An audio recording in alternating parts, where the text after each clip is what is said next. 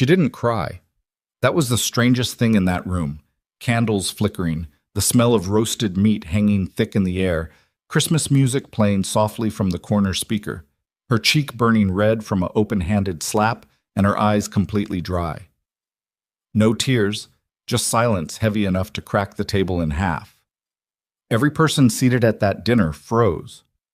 No one moved. No one breathed. And then the front door swung open, and the man standing in the snowfall wasn't a guest, wasn't a relative, wasn't anyone who had ever been invited to a Christmas celebration in his life. He looked at the handprint on her face. He looked at the woman who had put it there, and the temperature in the room dropped 10 degrees before he said a single word. If you want to know what happened next, stay until the end. Hit the like button and drop your city in the comments so I can see how far this story has traveled. which is The snow had been falling since noon. By the time the Whitmore household had filled with relatives and guests, a thin white crust covered the front lawn, the iron gate at the end of the driveway, and the bare branches of the oak tree that Adeline Whitmore had climbed as a child when she needed to disappear. She used to sit up there for hours, hidden between branches, watching cars move along the street below, and imagining a life that belonged to someone else entirely. She was 31 years old now, and she still felt the same pull toward that tree whenever she stepped out of her own front door. Tonight she stayed inside. She didn't have a choice. The Whitmore family Christmas dinner was not a celebration. It was a performance. It had been a performance every year since Richard Whitmore married Vivian Ashcroft 6 years ago. And every year the performance demanded the same things from Adeline: pressed clothing, a composed expression, minimal speaking, and absolute invisibility. She was permitted to exist in the house as long as she did not inconvenience anyone. The moment she became inconvenient, the rules changed. She stood at the kitchen counter and pressed her palms flat against the cold granite, steadying herself.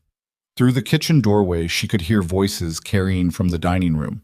Her father's forced laughter, Vivian's practiced warmth, the polite murmuring of guests who had driven 40 minutes through a snowstorm, because declining the Whitmore holiday invitation was professionally unwise. Richard Whitmore still held enough connections in this city to make a snub painful.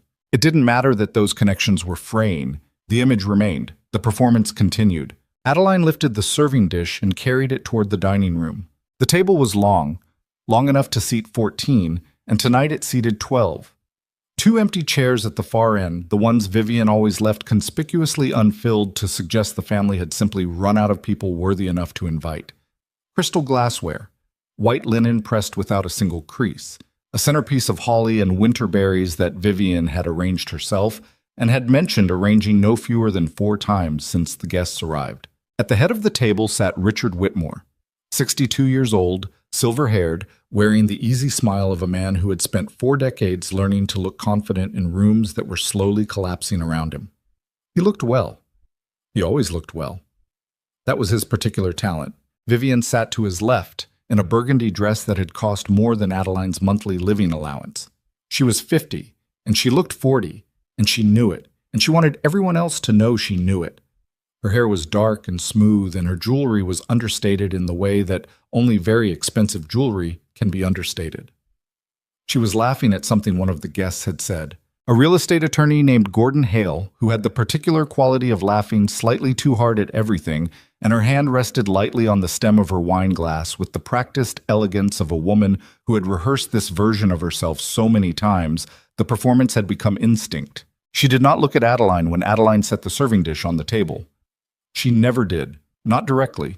Vivian operated through periphery, a slight narrowing of the eyes, a small adjustment in posture, the particular way she angled her chin when Adeline entered a room, as though acknowledging Adeline fully would be a concession she wasn't prepared to make. It was a sophisticated form of erasure. Adeline had spent 6 years learning to read it. She took her seat at the far end of the table, 2 chairs removed from the nearest guest, and unfolded her napkin. Dinner proceeded. Courses moved in and out of the kitchen with the rhythm of a stage production. Soup, then bread, then the main spread of roasted meat and glazed vegetables that Adeline had spent 7 hours preparing while Vivian hosted the pre-dinner cocktail hour in the living room. No one thanked Adeline for the food. This was not unusual. The food simply appeared, which was the point. Adeline simply existed, which was also the point. She kept her eyes down and ate carefully and listened to conversations she was not invited to join. It was Gordon Hale who broke everything open, though he had no idea he was doing it. He was somewhere deep in a story about a commercial property deal, something about financing that had fallen through at the last possible moment, liens discovered on a building that should have been clean. And he said, with the casual authority of a man who dealt in these things professionally, "The frightening part is how many families are walking around right now, sitting on mortgaged homes they can't actually afford. Took out equity lines to cover lifestyle expenses. You'd be stunned how common it is, even in neighborhoods like this one." He gestured vaguely toward the window, toward the street outside, toward the postcard-perfect houses with their holiday lights and snow-dusted driveways. "Looks like security often isn't." Richard Whitmore's smile remained completely unchanged. That was what years of practice gave you, the ability to keep smiling while your body temperature dropped. Vivian reached for her wine glass. Adeline, without thinking, said quietly, "This neighborhood specifically has seen 3 foreclosures in the past 18 months. She said it the way you say something when you are simply contributing factual information to a factual conversation, the way you might mention the weather or the time. She was not trying to say anything else. She was not trying to expose anyone, or draw attention, or start anything. She was trying to participate in a dinner conversation for perhaps the first time in 6 years, because Gordon Hale had said something true, and she had known something true in response to it. And for one unguarded moment, she had forgotten where she was and who was sitting 20 feet away watching her. Gordon Hale raised his eyebrows in polite interest. "That right? You follow the property market?" "Somewhat," Adeline said. "My father refinanced this house twice in the last 4 years." She said this plainly, the way you state facts, and it was only in the silence that followed that she understood what she had done. The silence lasted perhaps 3 seconds. Then Vivian set her wine glass down. The sound it made against the table was not loud. It was precise, controlled, the sound of a decision being made. "Adeline?" Her voice was light, almost musical, the voice she used when she was most dangerous. "Why would you share something like that with our guests?" Adeline felt the familiar cold move through her chest. You were just... Vivian smiled. The smile didn't touch anything above her cheekbones. "You were just humiliating this family in front of people who have come into our home on Christmas Eve. You were just announcing our private financial situation to a room full of colleagues and friends. You were just..." She let the word hang, "being you." Richard said nothing. He turned his wine glass slowly in his fingers and said nothing. "I didn't mean..." Adeline started. "You never mean..." Vivian stood. She did it slowly, with complete control, smoothing the front of her dress as she rose. "That's always the excuse, isn't it? You never mean anything, you just open your mouth and damage falls out, and then you look surprised when someone calls you on it." She walked around the table. Her heels were quiet on the floor. Several of the guests looked at their plates. Gordon Hale had developed a sudden intense interest in his water glass. 6 years. 6 years I have managed this household, managed your father's reputation, managed every crisis and every complication, and you..." She stopped beside Adeline's chair. "You sit at my table on Christmas Eve and broadcast our business to the room." "Vivian," Richard said. His voice was low.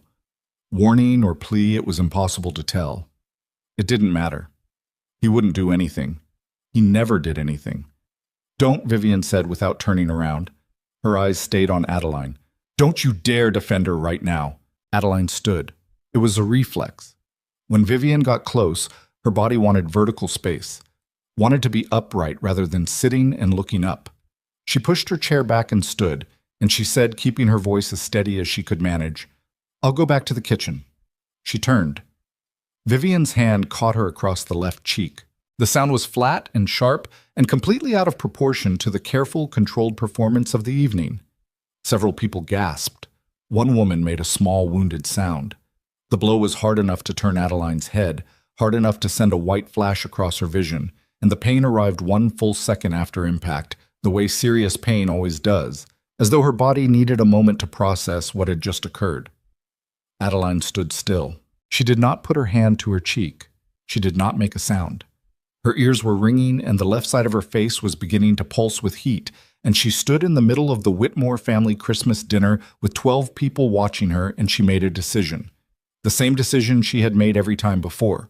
The decision that was ground so deep into her, now it had stopped feeling like a choice and started feeling like anatomy.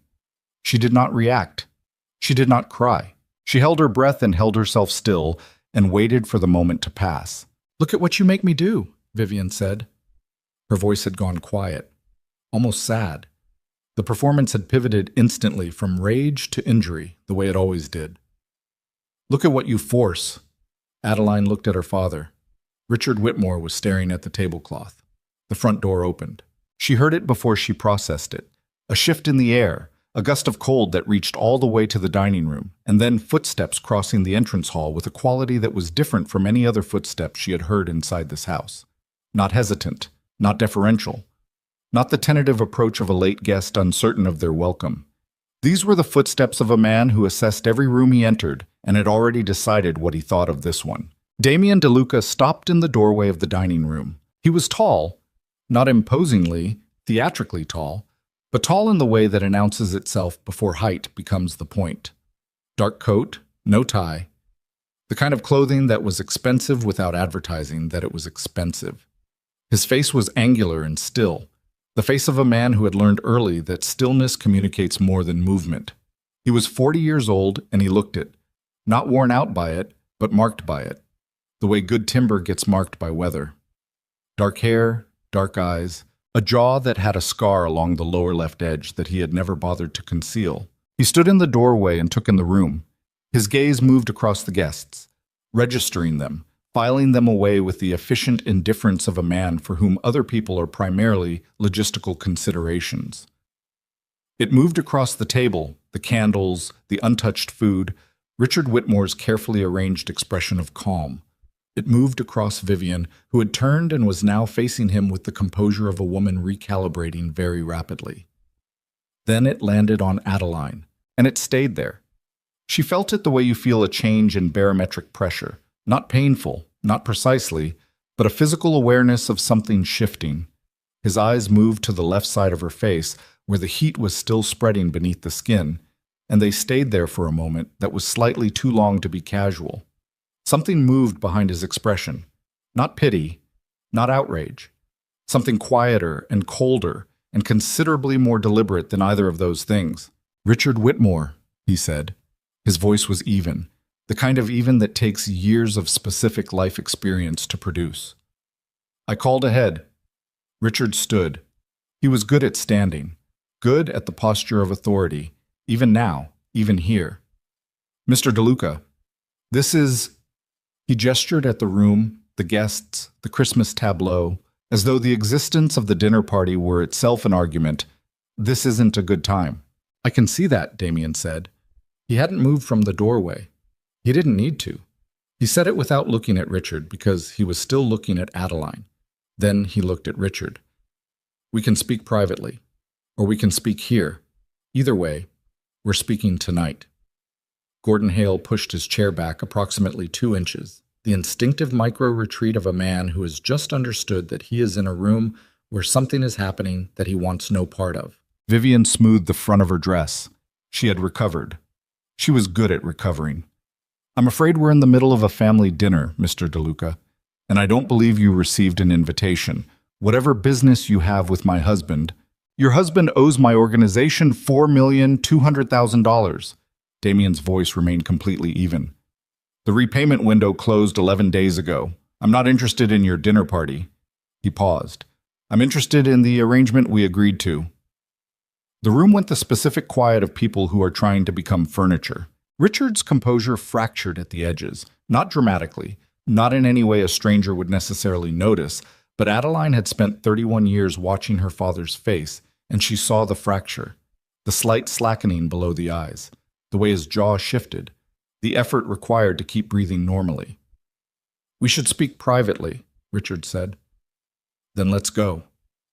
"After dinner? Now!" The word fell like a door closing. "We go now, or we have the conversation in front of your Christmas guests. I'm genuinely indifferent to which." Vivian stepped forward. She had gathered herself completely, chin up, voice controlled, projecting the absolute conviction of a woman who had never in her life been backed into a corner. I don't know what you think gives you the right to walk into this home and disrupt a private family event, but I can assure you that my husband will contact your people Monday morning, and whatever financial misunderstanding exists can be addressed through proper financial misunderstanding, Damien repeated. He looked at her for the first time, looked at her with a quality of attention that was not hostile and not warm and was something significantly more unsettling than either.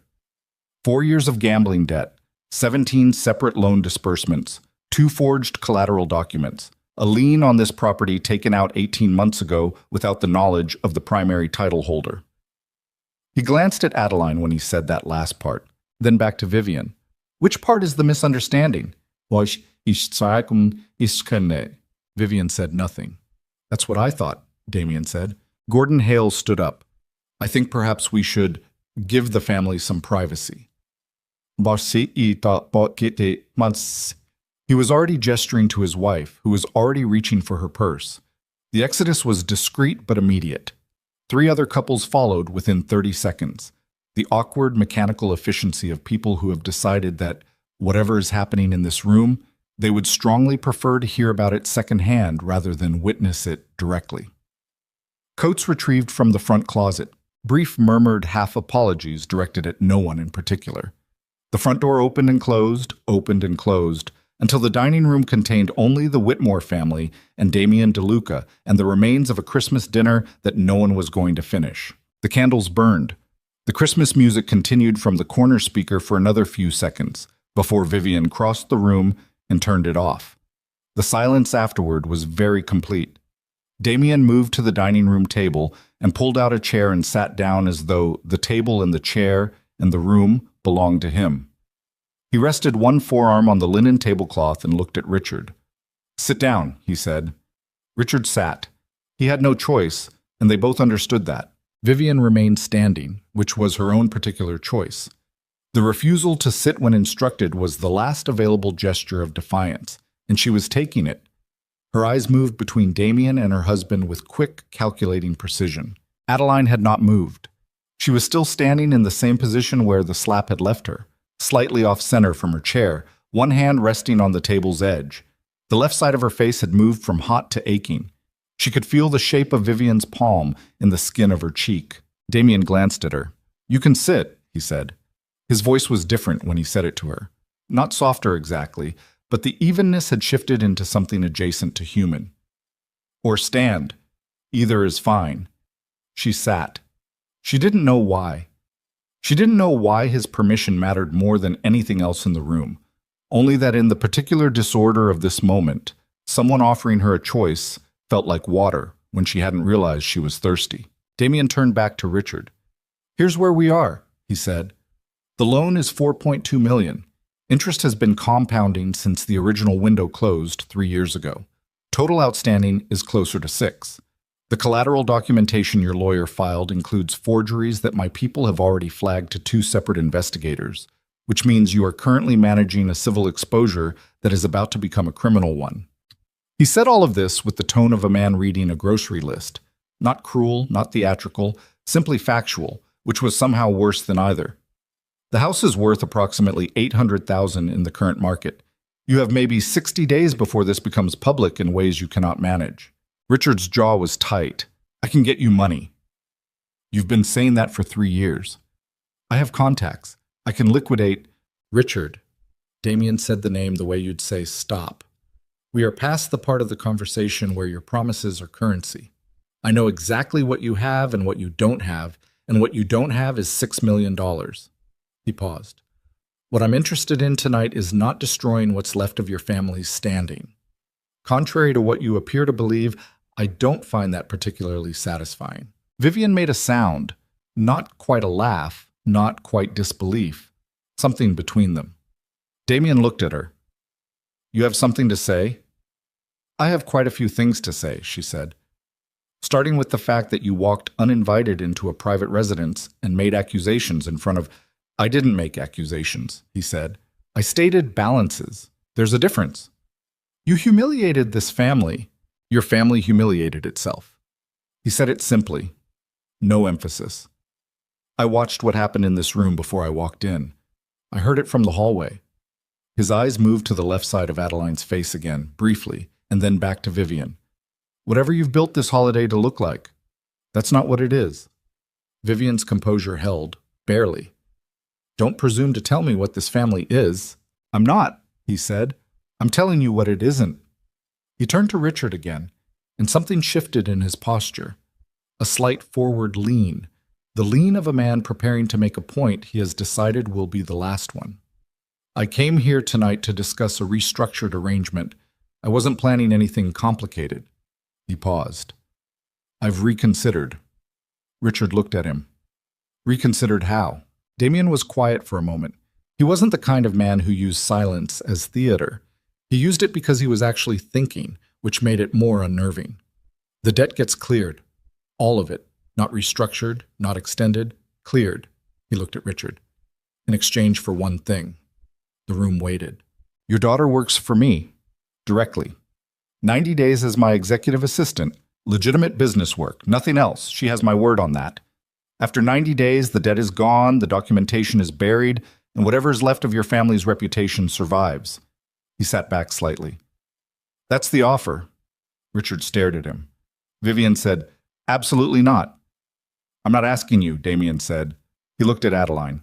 She had not moved, had not breathed normally since he'd made the offer, could feel the blood moving through the bruised skin on her cheek, and the particular stillness that settles over a person when they understand that something real is happening. Not the performed dramas of this household, not another round of Vivian's controlled cruelty dressed as family necessity. Something actually real, with actual weight, with actual consequences that could not be managed or smoothed over. I'm asking her, Damien said. His eyes held hers with a steadiness that was unusual.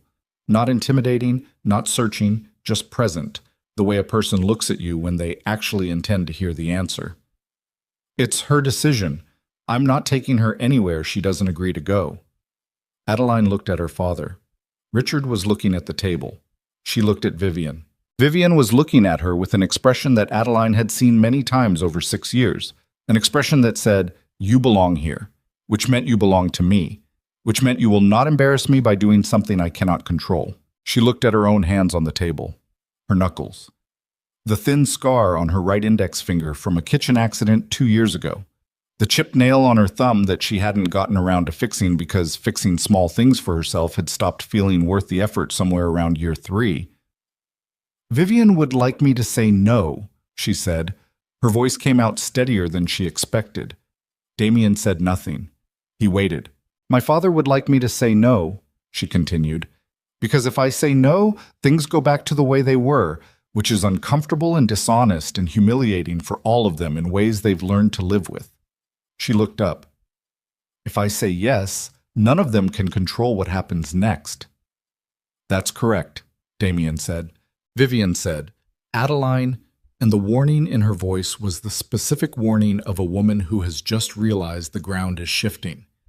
Do not do something stupid and irreversible because a strange man offered you a way out of a family disagreement. You don't know him. You don't know what he... I know what you are, Adeline said. The words came out quiet and without particular force, and that was what silenced Vivian. Not the volume, not the anger, just the clarity. 6 years of clarity, assembled and finally stated, without apology, without performance. Vivian's mouth pressed together. Adeline looked at Damien DeLuca. 3 months, she said. Legitimate work. That's the agreement. That's the agreement, he said, and the debt is gone. All of it. She pushed her chair back and stood. Her legs felt strange, not weak, but newly load-bearing, as though her body was redistributing weight it had been carrying in the wrong places for a long time. I'll get my coat, she said. She walked to the hallway. The house was quiet around her, quiet in its expensive, carefully maintained way, the quiet of rooms that have been arranged to project stability, while the foundation below them quietly cracks. She pulled her coat from the closet. A dark wool coat, not the nicest one, not the ruined green one that had been Vivian's casualty 2 winters ago after an argument about attendance at a charity event. This one. This was the one she was wearing tonight, She heard Vivian's voice from the dining room. Low, urgent, not performing now, actually urgent. "Richard, stop her. You cannot let her—" And her father's voice, even lower. "What do you want me to do, Vivian?" Not a question. The absence of a question. The voice of a man who had run out of answers so long ago that the shape of a question had become foreign to him. Adeline buttoned her coat. She walked back to the dining room doorway and stopped. Damien was on his feet. He looked at her coat, at the expression on her face, measuring something. She didn't know what. And whatever he measured apparently satisfied whatever standard he was applying, because he simply said, "Car's outside," and moved toward the door. She looked at her father one last time. He was still sitting at the head of the Christmas table, surrounded by food no one was going to eat and decorations no one was looking at anymore. And he was 62 years old, and he looked it, suddenly, for the first time. Not the practiced 62 of a man who has spent decades maintaining the image of authority. Just a man.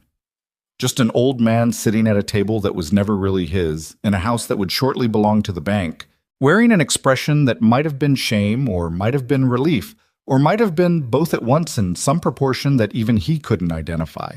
She did not say goodbye. She walked through the dining room, through the entrance hall, past the front closet where her coats hung in a row, past the oak newel post she used to grip when she was a child sliding down the banister, past the framed photograph on the wall of herself and her father taken at some holiday 12 or 13 years ago, when the photograph had seemed to document something real. The front door was open. Cold air pressed against her like a hand, insistent and immediate, carrying the smell of winter. Clean, specific, the smell of snow and pine and cold stone. The snow on the front step was undisturbed except for Damien's footprints, which were already beginning to fill. A black car was idling at the end of the driveway.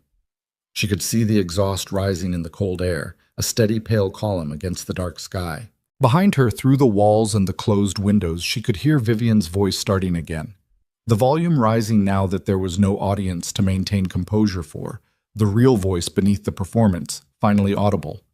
"This is not over, Richard. This is not—" Adeline pulled the front door closed behind her.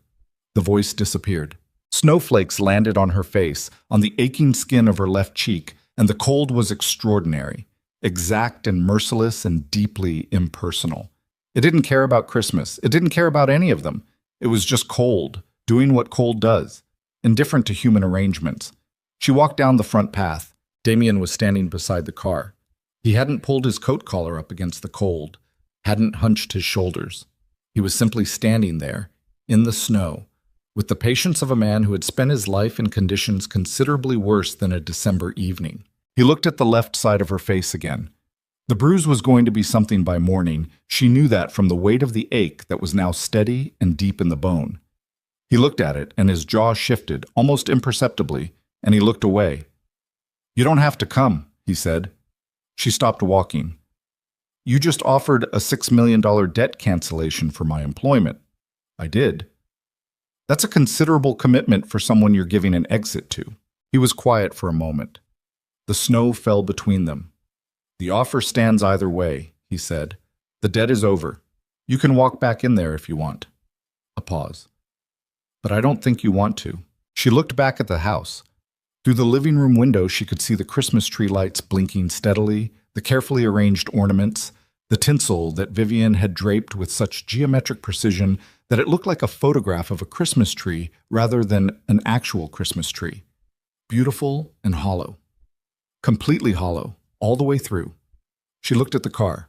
She looked at the man standing beside it, who had walked uninvited into a room where a woman was being hurt and had simply refused to look away, which was something no one had done in 6 years. She got in the car. The driver pulled out of the Whitmore driveway at 9:47 on Christmas Eve. Snow was still falling. The house disappeared in the rear window. The holiday lights, the perfect facade, the performance that would continue inside even without its most convenient audience. She watched it go until the car turned onto the main road and the house was gone. She faced forward. Her cheek ached. Her hands were cold. She was in a car belonging to the most feared man in the city, heading to a destination she hadn't asked about, on the basis of a decision she had made in less than 3 minutes. For the first time in longer than she could accurately remember, she felt something in her chest that was not dread. She didn't have a word for it yet. She sat with it in the dark and the quiet, watching the snow-covered streets move past the window. And somewhere on the elevated highway that curved above the old part of the city, she became aware that Damien DeLuca was watching her from the opposite seat, not staring, just watching. The way someone watches when they've noticed something they weren't expecting. She didn't look at him. "You should have cried," he said. "Most people would have cried."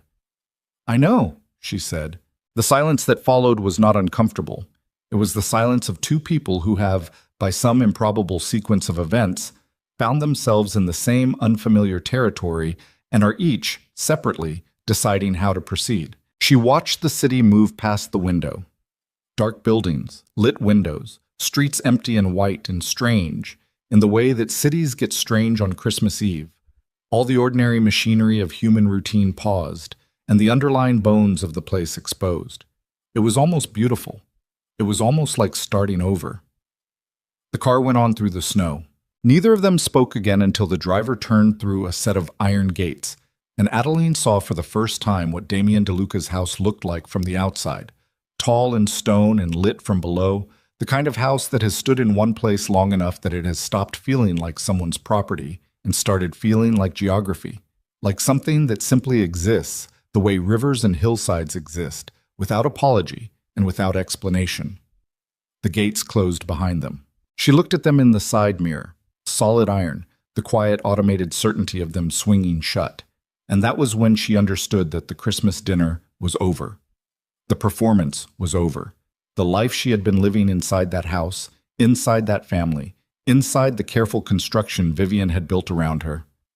That was over. What came next? She didn't know. But the gates were closed and the snow was still falling. And somewhere on the other side of that locked door was a man who had, without explanation, walked into the wreckage of her evening and asked her what she wanted. She was going to find out what that meant. She was going to find out what he actually was, beneath the stillness and the reputation and the particular quality of his silence in the car just now. She was going to find out, and she already knew, with the specific instinct of a woman who has survived 6 years of one kind of danger, that whatever she was walking toward was going to require something from her she had never been permitted to use before. The car stopped. The driver opened her door. Cold air again. Snow on the stone steps.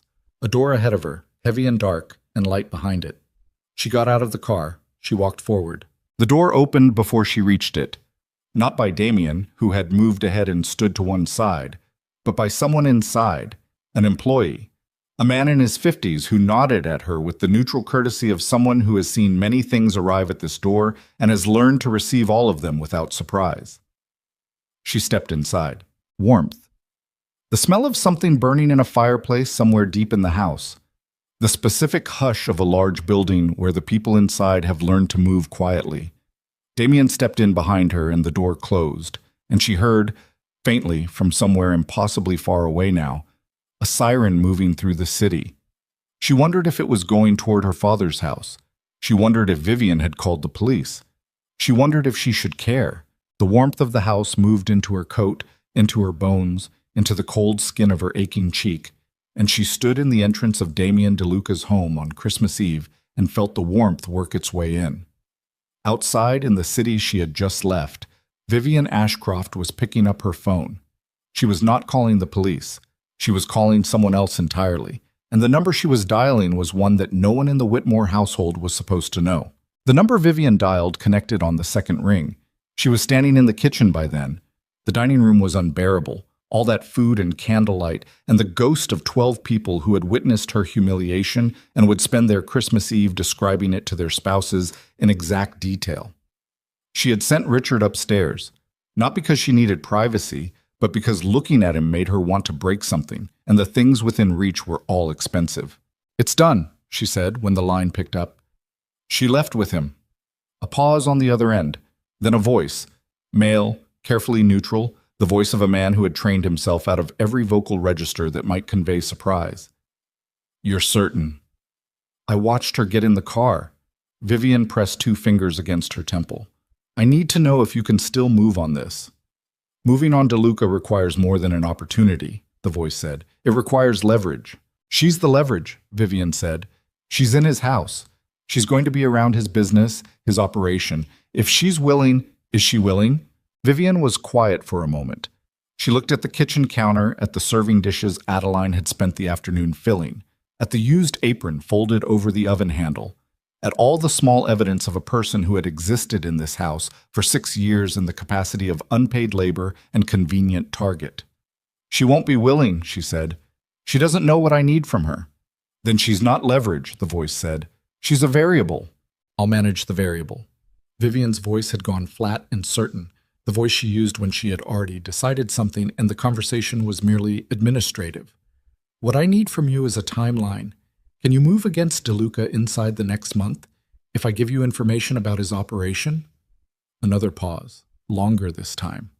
If the information is actionable, yes. It will be, Vivian said. She hung up. She stood in the kitchen for another minute, very still, the phone warm in her hand. Then she walked to the liquor cabinet, poured 2 fingers of bourbon, and drank it standing up. Richard appeared in the kitchen doorway. He was still in his dinner jacket, which looked absurd now, the costume of a performance that had already closed. He looked at the bourbon glass. He didn't say anything about it. You let her walk out of here, he said. She made her own choice. You could have stopped her. Vivian set the glass down precisely in the center of the counter. No, she said. I couldn't have. And you couldn't have either. And the sooner you accept that, the sooner we can focus on what actually matters. She's my daughter. She's $22,000 in annual household expense and 6 years of liability, Vivian said.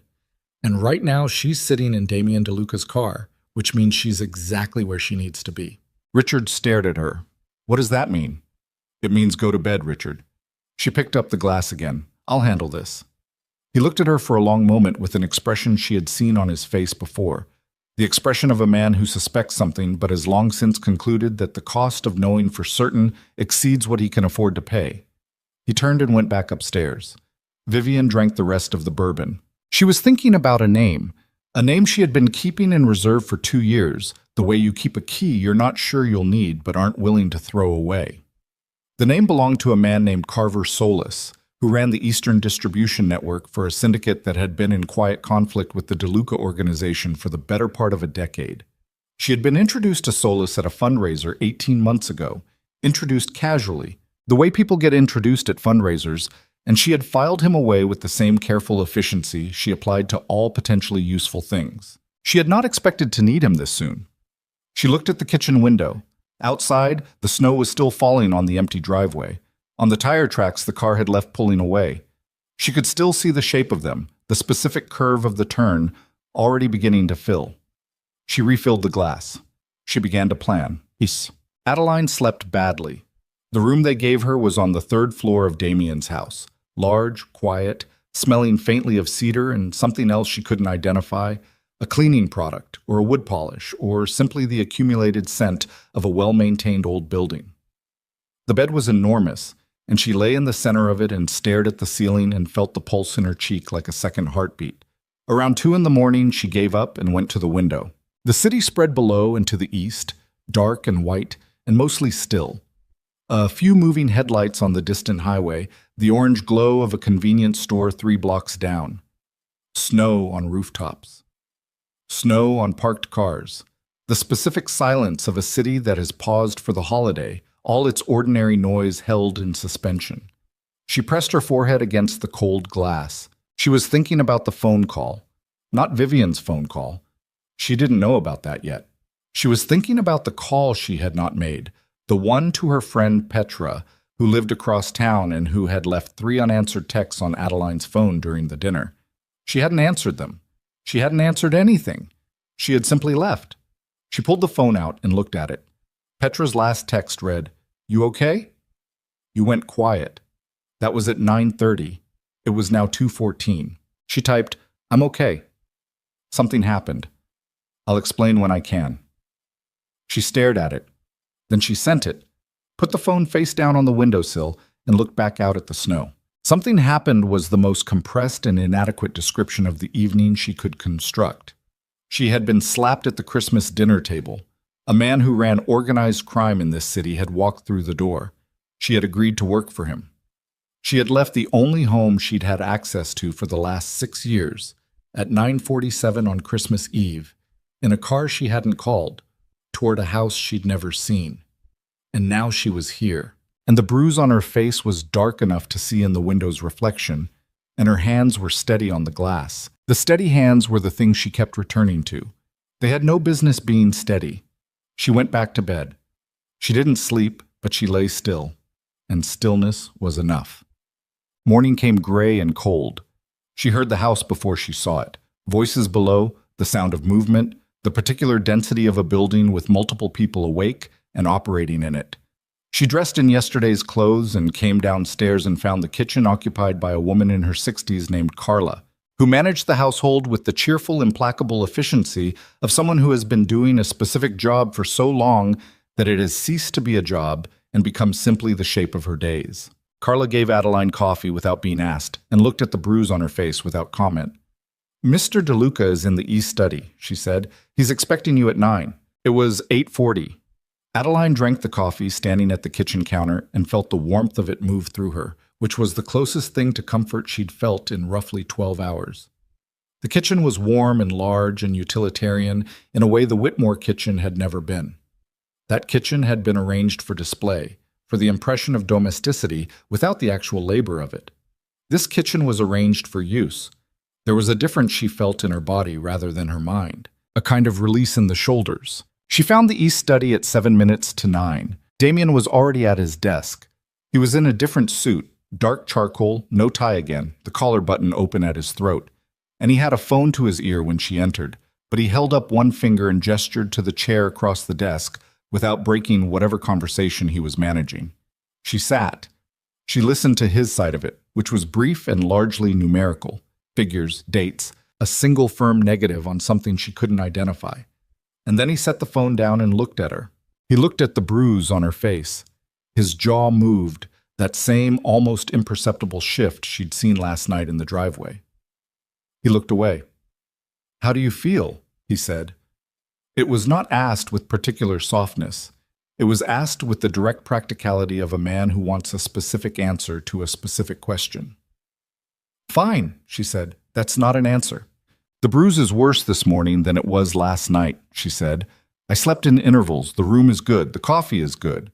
She paused. "That's all of it." He studied her for a moment. "Okay," he said. He opened the folder on his desk and turned it toward her. "These are the 3 primary business structures you'll be managing: real estate acquisitions, logistics contracting, and a restaurant group that's been hemorrhaging money for 18 months because no one's been watching the accounts closely." He pointed at the 3rd section. "That last one is yours first. I need to know where the losses are coming from by the end of next week." She looked at the folder. Numbers, property listings, contract summaries, financial statements going back 4 quarters. She picked it up and started reading, and the reading itself was steadying in the particular way that concrete work is steadying. It gave her mind somewhere specific to go instead of circling. "You have a background in accounting," he said. "Not a question. Finance degree. 2 years at an audit firm before my father asked me to come home and help manage the household." She turned a page. Manage was the word he used. Damien said nothing. He turned back to his own work. They sat in silence for 40 minutes, which should have been uncomfortable and was not, which was itself a strange and notable thing. It was Marcus who broke it. Marcus was Damien's second.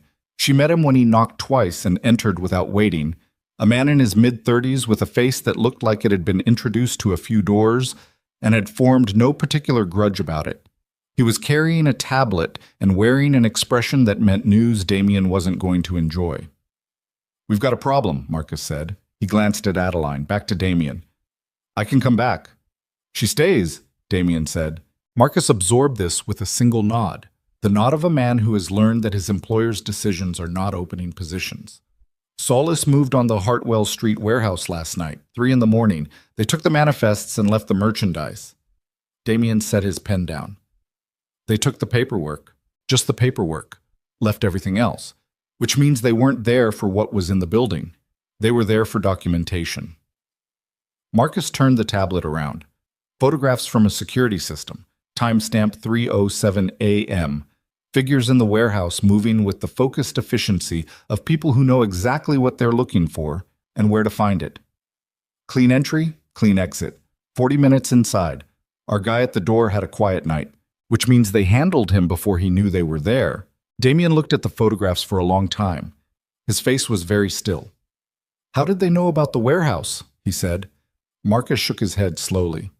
We're running that now. Short list of people who had that location. Very short. How short? 6 names, including 2 people in this house. The room was quiet. Adeline looked at her financial statements and understood that she was now present in a conversation she had not been cleared for, and that leaving was no longer a viable option, because leaving would communicate something she didn't want to communicate, which was that she had something to protect. She kept reading. Damien looked at her. She felt it without looking up. You didn't tell anyone where you were going last night, he said. I didn't know where I was going last night, she said. I got in a car. I didn't have an address. A pause. Your stepmother. She looked up. What about her? She made a call approximately 11 minutes after you left the house. We monitor calls placed to certain numbers. The number she dialed connects to a relay that we've been tracking for 8 months. He said it with the same flat factual quality he used for everything else. She called Carver Solis. Adeline set the folder down. She thought about Vivian in the kitchen. Vivian with her bourbon and her calculation. Vivian who had already begun pivoting before the car had cleared the driveway. Vivian who treated disruption as material rather than disaster, because Vivian had never in her life encountered a situation she couldn't convert into a transaction. She thought about all of this and felt something move through her that was not quite anger and not quite grief and was somewhere in the specific geography between them. The particular feeling of having a suspicion confirmed that you had hoped would remain a suspicion. She called him the same night, she said, 40 minutes after you left. And last night someone hit your warehouse. Yes. Adeline looked at Marcus, then back at Damien. You think she gave Solis something? Information about your operation? I think she called a man who has been trying to build a case against my organization for 2 years, Damien said. And I think she called him 8 hours before someone who works for that man walked into my warehouse and took every document connecting my logistics contracts to 6 different properties. He said it without inflection. What I don't think is coincidental. Marcus was watching Adeline now with the particular focused attention of a man whose entire professional function is the identification of threats. She held it. She didn't look away. I don't know what Vivian knows about your operation, she said. I didn't know you had a warehouse on Hartwell Street until 30 seconds ago. I didn't know Carver Solis existed until you said the name. Marcus said, her being here and Solis moving on the same night is a coincidence, Damien said. His voice was flat. Marcus looked at him. It's a coincidence, Damien said again. The second time it was quieter and considerably more definitive. Keep running the 6 names. Pull the warehouse logs for the last 30 days. I want to know which of those names accessed that location in the last month. He looked at Adeline. You're not the problem. She breathed. She hadn't known she'd stopped. But your stepmother is, he said. My stepmother, Adeline said carefully, is going to do whatever makes her position more secure. Whatever she told Solis, she told him because she thought it bought her something. Information for access. Access for protection. Protection for leverage over you. That's how she operates. She said it without satisfaction, just accurately. She doesn't care what happens to me in this house or what happens to your operation. She cares about surviving whatever comes next, and she'll build her survival out of whatever materials are available. Damien looked at her steadily. And you? And me what? What do you care about? She met his eyes. They were very dark and very direct, and they were asking an actual question, not a rhetorical one, and she understood that the answer mattered more than the answer to almost anything she'd been asked in the last 6 years. Getting through 90 days, she said. Doing the work. Going somewhere after this that isn't where I've been. She paused. That's all. Marcus left the room without being dismissed, which told her that the two of them had a working language developed over many years, a grammar of small signals that operated below the surface of explicit instruction. She noted this. She noted everything. It was what 6 years of survival in a hostile household had trained her to do. Read the room. Read the people. Read the space between what was said and what was meant. What was meant in this room, this morning, was something she wasn't ready to name. She picked up the folder. She went back to the financial statements. The restaurant group's losses were clustered in the third quarter, and the pattern in the numbers was specific enough that she could already see the shape of what had happened. Your restaurant accounts, she said. Damien looked up. The losses aren't operational. They're not food cost, not labor, not real estate. She turned the page toward him and pointed at a column of figures. Someone's been running duplicate invoices through the supply chain. Same vendor, same line item, billed twice per quarter going back 6 months. Whoever set it up was careful enough that it looks like an accounting error. She looked at him. It's not an accounting error. He looked at the figures. Something moved behind his eyes. Name on the vendor account. She checked the documentation. Hartwell Supply Group. The silence that followed was approximately 3 seconds long and contained, she understood, considerably more information than 3 seconds usually held. Damien sat back in his chair. He looked at the ceiling for a moment with the expression of a man who has just watched 2 separate problems reveal themselves as one problem. Hartwell Street Warehouse, Marcus said from the doorway. He'd come back without knocking. His face was doing something that wasn't quite alarm and wasn't quite admiration, but was somewhere in the specific territory of a man recalibrating rapidly. Hartwell Supply Group. Same name, Damien said. Same name, Marcus confirmed, which means someone set up the invoice fraud months ago, and last night they went to the warehouse to remove the paper trail before anyone found it. Adeline set the folder down very carefully on the edge of the desk. Someone inside your organization, she said, has been working with Solus for at least 6 months. The room processed this. Someone on that list of 6, Marcus said. Damien looked at him. I want every one of them in this building by noon. Marcus left at something close to a run. Adeline looked at the financial statements spread across the desk and understood that what had begun as 90 days of executive work in a man's legitimate business had just become something considerably more complicated. The ground had shifted in the night while she was lying awake in the cedar-smelling room and watching the ceiling, shifted in ways she hadn't seen and hadn't caused and couldn't undo. She was inside it now, not as a hostage, not as an asset, not as a debt payment, as the person who had found the thread that, when pulled, was going to unravel something large and ugly and deeply dangerous. Damien looked at her across the desk. You found that in 40 minutes, he said. The pattern was there, she said. I just read the numbers. My accountant didn't find it.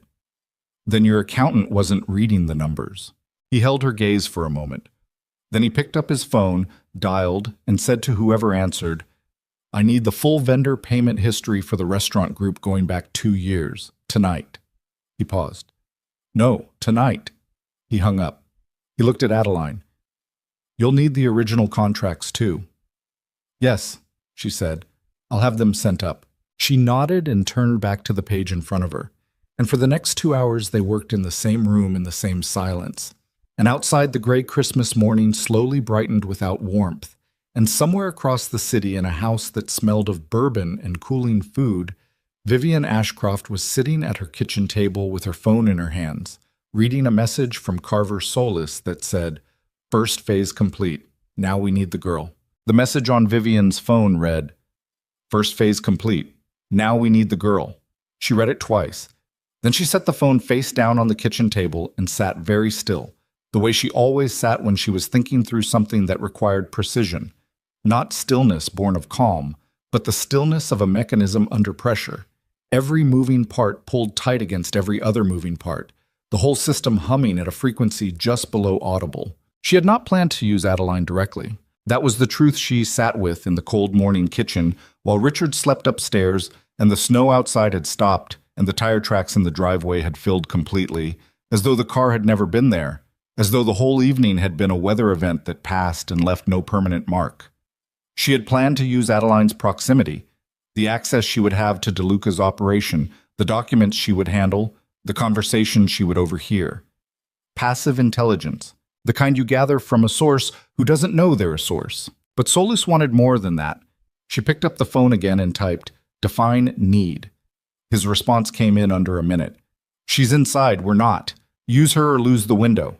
Vivian stared at the screen. She thought about Adeline at 7 years old, the year Vivian had married Richard, standing at the top of the staircase in this house, with her arms crossed and her chin up and her eyes dry in the specific way of a child who has decided that crying in front of strangers is a form of surrender. She had been a difficult child, not difficult in the way of tantrums or defiance, difficult in the way of a person who sees things clearly and cannot be persuaded to unsee them. It had made her inconvenient from the beginning. It made her useful now. Vivian typed, "Give me 72 hours." She put the phone in her pocket and went upstairs to wake Richard. Across the city, the 6 names arrived in Damien's building one by one between 11:30 and 12:15. Adeline watched them from the hallway as Marcus escorted each one to the conference room on the 2nd floor. She wasn't supposed to be watching. She had been given a desk in the East Study and a stack of original vendor contracts and a clear directive to keep working. But she had stepped out for water and the hallway gave a clean angle to the staircase. And she was a person who, when she had an angle, used it. 5 men and 1 woman, all of them employed by DeLuca in various capacities: logistics, property management, finance, security, all of them walking with the particular gait of people who have been summoned and know why and are managing, with varying degrees of success, the specific physical symptoms of that knowledge. Tight jaw, eyes that move too quickly, the studied neutrality of faces working very hard to project nothing. Marcus passed her on his way back down. He glanced at her. "You want to sit in?" he said. It was not quite a question. She thought about it for exactly 2 seconds. "Yes." He didn't look surprised. He didn't look anything. "Then come up when the first one's seated." She went back to the study, set down her water, picked up the vendor contract file, and went upstairs. The conference room was long and deliberately spare. A table, 8 chairs, no decorative anything. The kind of room that communicates through its own absence of comfort. Damien was already there, standing at the window with his back to the room, which she had begun to understand was a technique rather than a habit. He turned when she entered. He looked at the file under her arm. "You found more," he said. "The Hartwell Supply Group invoices connect to a shell structure," she said. 3 layers. Bottom layer is a holding company registered in a state with loose disclosure requirements. The signature on the original registration, she opened the file and set a page on the table, is a name I don't recognize, but the address listed is a property in your portfolio. Damien came to the table and looked at the page. His face did the thing it did when information arrived that completed a picture he hadn't been able to finish, a slight compression around the eyes. The look of a man whose patience with a particular situation has just run completely out. "Joel Raines," Marcus said from the doorway. He was looking at his tablet. "That address is the Kessler Street property. Joel Raines is on property management. He's one of the 6. Damien straightened. "Bring him first." Joel Raines was 44 years old and had worked for the DeLuca organization for 11 years. He was broad-shouldered and had the sunburned forearms of a man who spent time outdoors, and he entered the conference room with the careful composure of someone who had been rehearsing this moment since the summons came. He sat across from Damien without being told to sit, which was either confidence or the specific overcorrection of a man who needed to appear unafraid. Damien sat across from him. He did not have notes. He did not have the file. He simply sat with his hands flat on the table and looked at Joel Raines with the particular quality of attention that was Damien's most effective instrument, complete, unwavering, fully prepared to wait. Adeline sat at the far end of the table with the file open in front of her. Raines said, "If this is about the Hartwell property—" "It's about the Hartwell property," Damien said. "Then I can explain the variance in the maintenance logs. We had a contractor issue in Q2 that—" "Hartwell Supply Group," Damien said. Raines stopped. The silence that followed lasted perhaps 4 seconds. Adeline watched Raines' hands on the table. He had them clasped together, and the knuckles shifted slightly, a micro-adjustment in the grip. "I don't know what that is," Raines said. "You incorporated it," Damien said, 14 months ago. Delaware registration, your signature, the Kessler Street property address. You billed my restaurant group through that entity for services that were never performed, duplicate invoiced for 6 quarters, and the payments cleared because someone in accounts payable was also on your arrangement. He said all of this in the same measured tone he used for everything. "I'm going to ask you one time to tell me who else is on it and what you gave Solus in exchange for the access that let you run it this long." Raines said nothing. "Joel." Damien's voice dropped, not in volume, but in temperature. You've been with me 11 years. I know your daughter's name. I know where your mother lives. I know every good decision you made in this organization because I was the one who gave you the chances to make them." He paused. "I also know that whatever solace offered you, you knew exactly what you were doing when you took it. So let's skip the part where you pretend otherwise." Raines's jaw was working. His eyes had gone to the table. "They came to me," he said finally. His voice had dropped, gone rough at the edges. 8 months ago.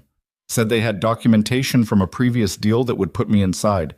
Said they'd move on it unless I helped them build a case against you." He looked up. "It wasn't a choice." "It was exactly a choice," Damien said. "They had my name on things I didn't—" "You came to me," Damien said.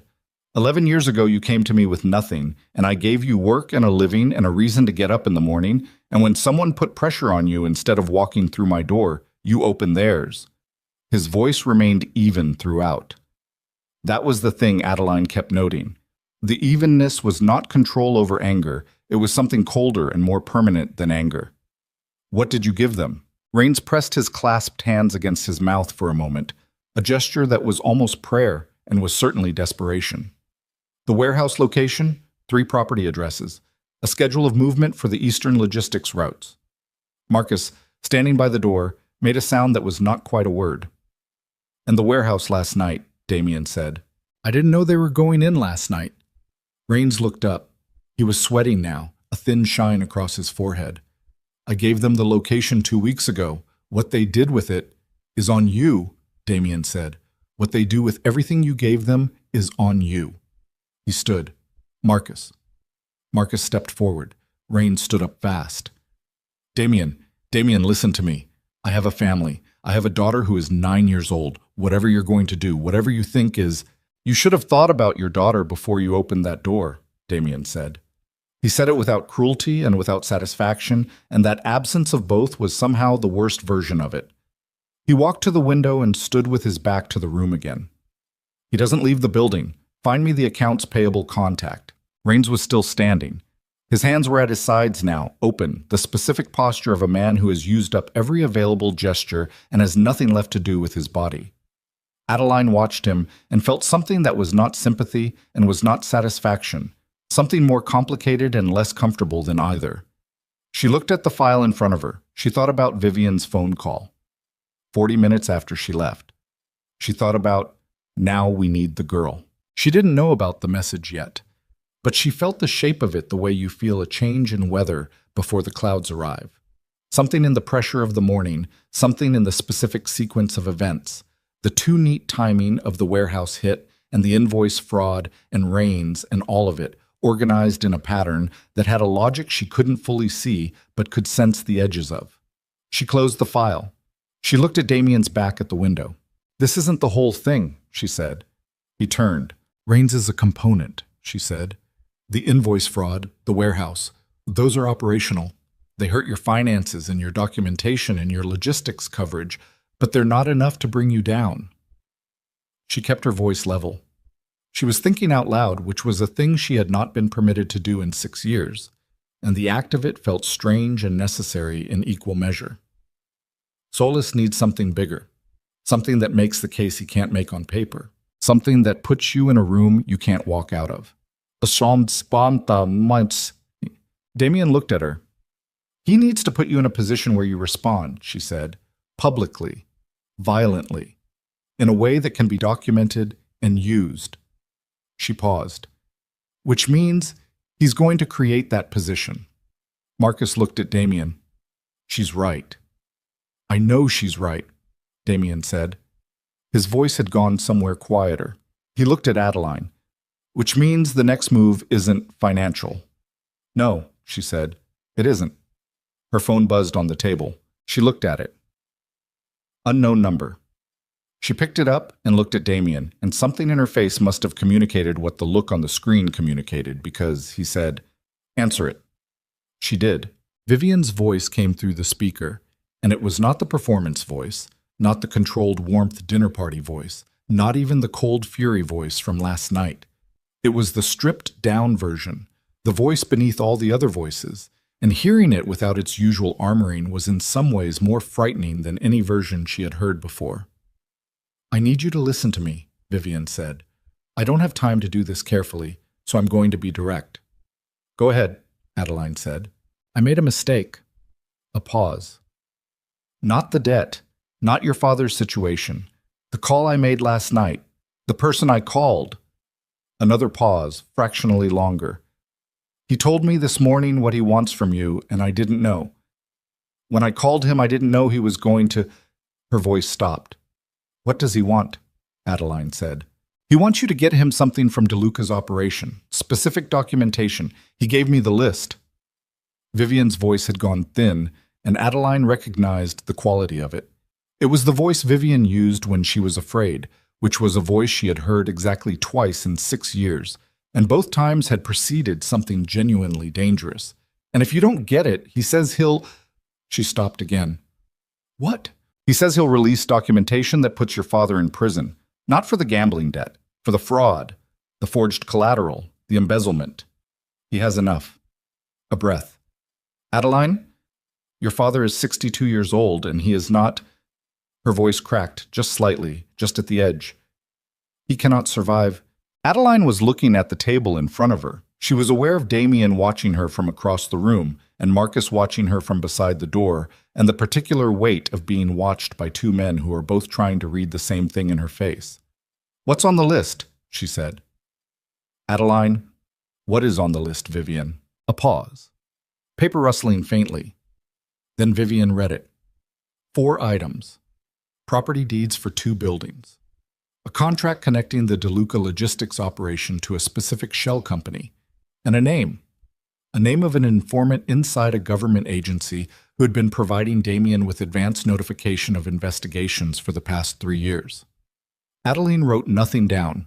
She held the 4 items in her memory with the same careful precision she applied to numbers. If I give him this, she said, what happens? He destroys DeLuca's operation, Vivian said. Prosecutions, asset seizures, the whole... And my father. He says he'll bury the fraud documentation. He says... Adeline repeated the 2 words with no inflection. Silence. Vivian. Adeline's voice had gone very flat and very quiet. You called this man 11 minutes after I left the house. You gave him information about DeLuca's operation before you knew what he was going to ask in return. She paused. What did you actually give him last night? No answer. Vivian. The warehouse location, Vivian said. Her voice had gone almost inaudible. And the name of the contact inside the agency. Adeline set the phone down on the table. She did not hang up. She set it down and looked at Damien. He was looking at her with an expression she hadn't seen on his face before. Not anger, not calculation, but something rawer than either. Something that had the quality of a man who has just received news about something he had not fully allowed himself to care about until the moment it was threatened. She gave Solis the agency contact, Adeline said. Her voice was steady. She needed it to be steady. Last night, which means Solis knows who your informant is. Marcus said, if he moves on the contact before we can... He's already moved, Damien said. He was already reaching for his own phone. He dialed and waited, and the wait was 3 seconds too long, and she watched his face during those 3 seconds and saw the answer arrive before whoever was on the other end said a word. His jaw set. His eyes went flat. He lowered the phone. Tanner isn't answering. Tanner was, she understood, the name of the informant inside the agency.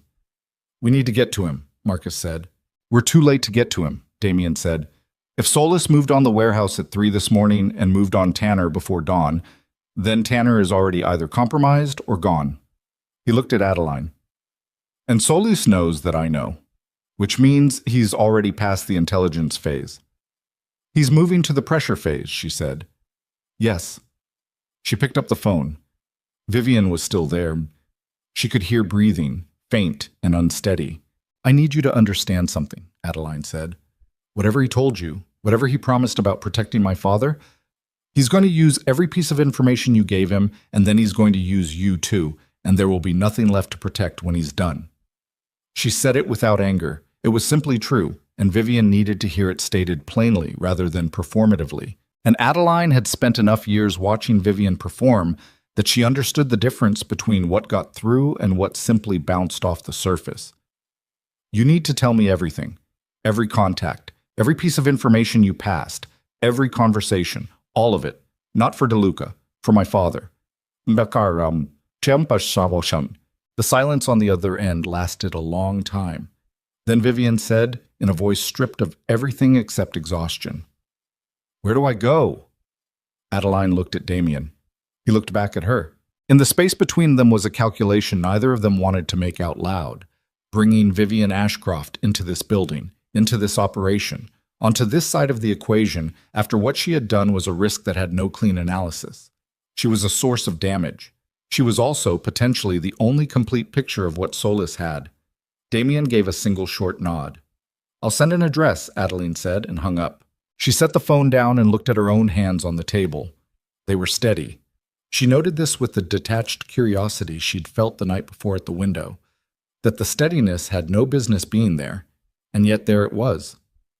"Your stepmother is coming here," Marcus said. He said it like a man identifying something that has appeared in a room and needs to be correctly classified before anything else happens. "Yes," Adeline said. "She burned your contact. She triggered the warehouse hit. I know what she did," Adeline said. "Then why?" "Because she knows what Solis has and what he's planning and how far along he is," she said. "And because my father—" She stopped, started again. "Because there are two people in this situation who did something unforgivable, and one of them is already in your conference room, and the other one is the only person left who can help us understand what's coming." She looked at Marcus. "I know what she is. I'm not asking you to trust her. I'm asking you to use her." Marcus looked at Damien. Damien was looking at Adeline. "You've been here," he said quietly, "less than 24 hours. "I know," she said. "And you just positioned yourself between my operation and the woman who helped dismantle part of it." "Yes." He held her gaze for a long moment. Whatever he was reading in her face, he appeared to find it sufficient. He looked at Marcus. "Make room." Marcus left. Damien looked at her for another moment, one more second than necessary, long enough to be intentional. And then he turned back to the window. Outside, the December sky had gone the flat white of a day that has made its decision about color and committed to it. The city below moved in its ordinary patterns, cars and pedestrians, and the distant mechanical rhythm of a place that does not pause for anyone's crisis. And in a building 40 minutes away, Carver Solis was looking at a photograph taken from a camera positioned across the street from Damien DeLuca's front gate, a photograph taken 40 minutes ago, time-stamped and clear, showing a woman in a dark wool coat getting out of a car and walking up the stone steps. He sent the photograph to 3 separate phones with a single line of text. "Confirm target. Begin." Vivian arrived at 40 minutes past 2. She came in a car she had called herself, not a car anyone had sent, which told Adeline something about her stepmother's current state, that she was moving under her own logic now, not waiting for instruction, which was either a sign of genuine panic or the specific recalibration of a woman who had decided to change sides and wanted the gesture to be legible. She stepped out of the car in the same burgundy dress from the night before, no coat, and the cold hit her like a physical correction. She stood on the stone steps with her arms crossed against the temperature and looked at the door and did not move for approximately 3 seconds. Then she moved. Adeline met her in the entrance hall. She had decided against having Marcus there, against having anyone there, because the conversation that needed to happen between them was not one that would survive an audience. Vivian stopped when she saw her. She looked at the bruise on Adeline's face. It had gone dark overnight, purple and deep, visible even in the low light of the entrance hall. And something moved through her expression that was complicated and did not resolve cleanly into any single identifiable thing. "You need ice on that," she said. "I needed ice on it 14 hours ago," Adeline said. "Come in." She brought her to a sitting room off the main hall. Not the conference room, not the study, a smaller room with 2 chairs and a low table and a window that looked out on the side garden where snow still covered the ground in an undisturbed flat white. She closed the door. She did not sit. Vivian sat. She sat the way she always sat, spine straight, weight forward, the posture of a woman who treats even a chair as a position to be held rather than a surface to rest on. But her hands, when she placed them on her knees, were not still.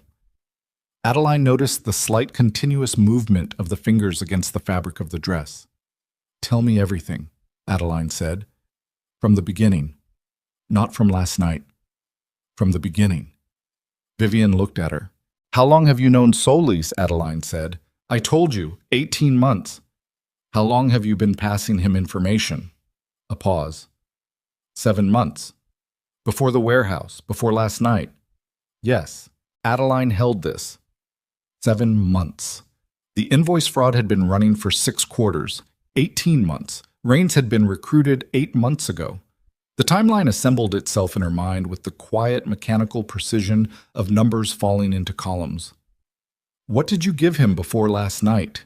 Movement schedules, property addresses, the name of one contact inside the city planning office. Vivian's voice was flat and deliberate, the voice of a woman giving a deposition. Nothing about the agency informant. I found that name in Richard's files 4 months ago. I didn't give it to Solis until last night. Why last night? Because he asked for it. She looked at her hands. He said the warehouse operation was the final piece, that he needed the contact name to complete the legal case, that after that, he'd burn everything connecting Richard to the fraud.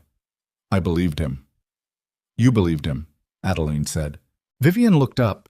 Her eyes were clear and direct and contained, Adeline thought, the specific quality of a person who has spent the last several hours arriving at an understanding they cannot unarrive at. I made a decision that I thought protected this family. I was wrong. She said it without performance, without the softening qualifications that usually accompanied her admissions. Just the statement, clean and unadorned. I was wrong, and now I'm here. What does he want from me specifically? Vivian reached into the pocket of her dress and removed a folded piece of paper. She held it out. Adeline took it and unfolded it and read it. 4 items. The same 4 items Vivian had read over the phone, but there was a 5th one written at the bottom in different handwriting. Added recently, the ink slightly different, the pressure of the pen harder. A name, an account number, the location of a safe inside the DeLuca property. Adeline looked at it. He added this morning, after I told him you were here. Vivian's jaw was tight. He said if you got him what was in that safe, he'd consider the arrangement complete. And if I don't, then he releases the fraud documentation and your father goes to prison. A pause. And he does something else, something he didn't specify, and the fact that he didn't specify it is... She stopped. More frightening than if he had, Adeline said. Yes. Adeline folded the paper. She walked to the window. Outside, the side garden was very still, the snow unmarked, the bare branches of a line of trees along the far wall casting thin shadows across the white. She stood there and looked at it and processed what she was holding. Not just the paper, but the whole accumulated weight of the last 18 hours. The Christmas dinner and the car and the cedar room and the financial statements and Joel Raines's sweating face and Vivian's stripped-down voice on the phone, and now this paper with its 5th item in different ink. She turned around. You're going to tell Damien everything you just told me, she said. All of it. The 7 months, the specific information, the dates, everything. Vivian's expression shifted. And then what? And then we figure out what Solis is actually planning, because a man who has been building this operation for 7 months and recruited an inside source and hit the warehouse and burned the agency contact in a single 24-hour window is not doing any of that to build a legal case. She looked at Vivian steadily. He's building towards something else, and I need to know what. She opened the sitting room door. Marcus was in the hallway. He had been in the hallway, she was fairly certain, since Vivian arrived. Get Damien, she said. Go. The meeting lasted 40 minutes and was not comfortable for anyone in the room. Vivian spoke with the deliberate, controlled accuracy of a person who has decided that precision is their remaining currency, and she spent it carefully, laying out every contact, every date, every transferred piece of information with the methodical thoroughness of someone dismantling their own position brick by brick. Damien listened without interrupting. Marcus recorded. Adeline sat at the end of the table and watched both of them, and felt the specific tension of a room in which multiple people are simultaneously recalculating everything. When Vivian finished, the room was quiet for a moment. Then Damien said, "The safe." Vivian looked at him. "He knows it exists." "How?" "I don't know. I didn't tell him." Damien looked at Marcus. Marcus pulled up something on his tablet, read it, looked at Damien. Rains, he said. In his access logs. He pulled the property schematics for this building 8 weeks ago. Damien was quiet. He was doing the thing Adeline had begun to recognize.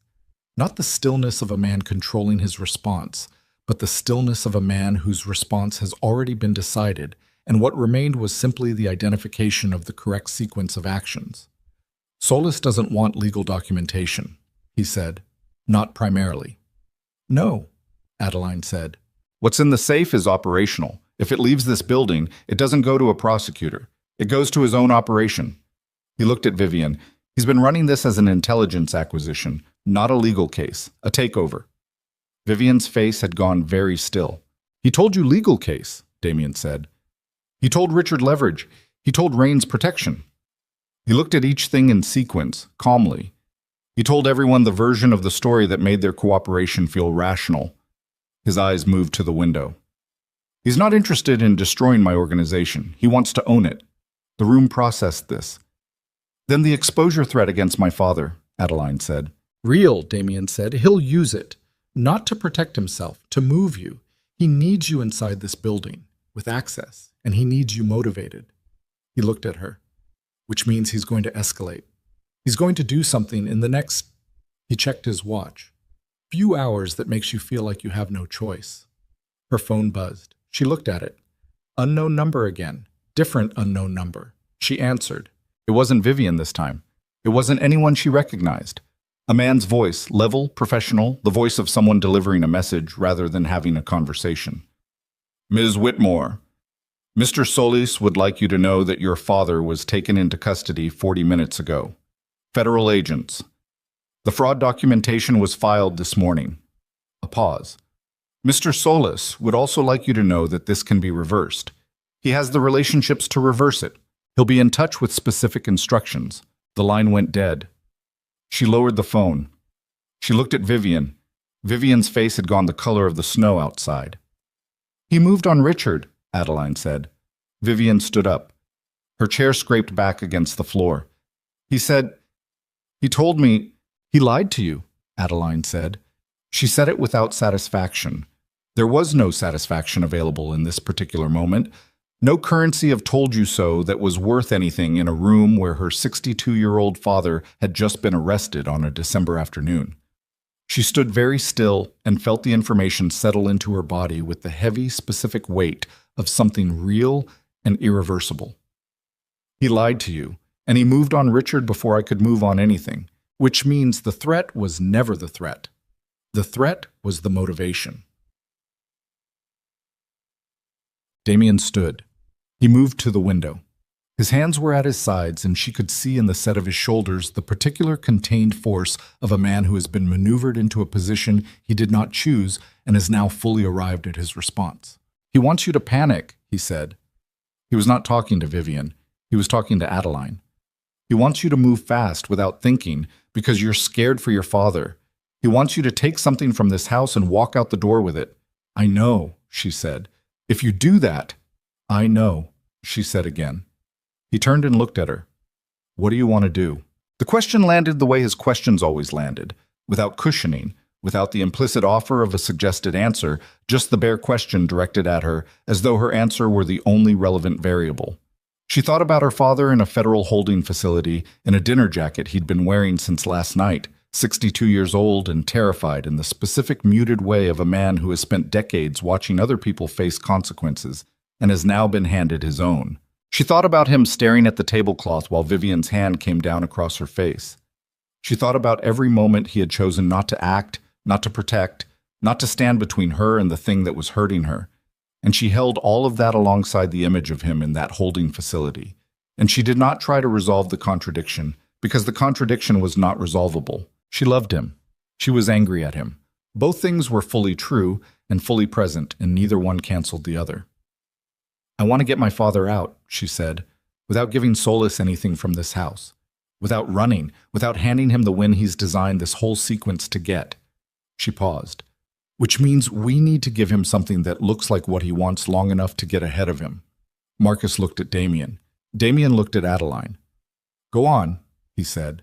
He needs me to bring something out of this building, she said. He's watching the front, probably the back. He knows I know what he wants. What he doesn't know is whether I'm going to choose my father over your operation or your operation over my father. She looked at the paper on the table, the fifth item, the safe, the account number.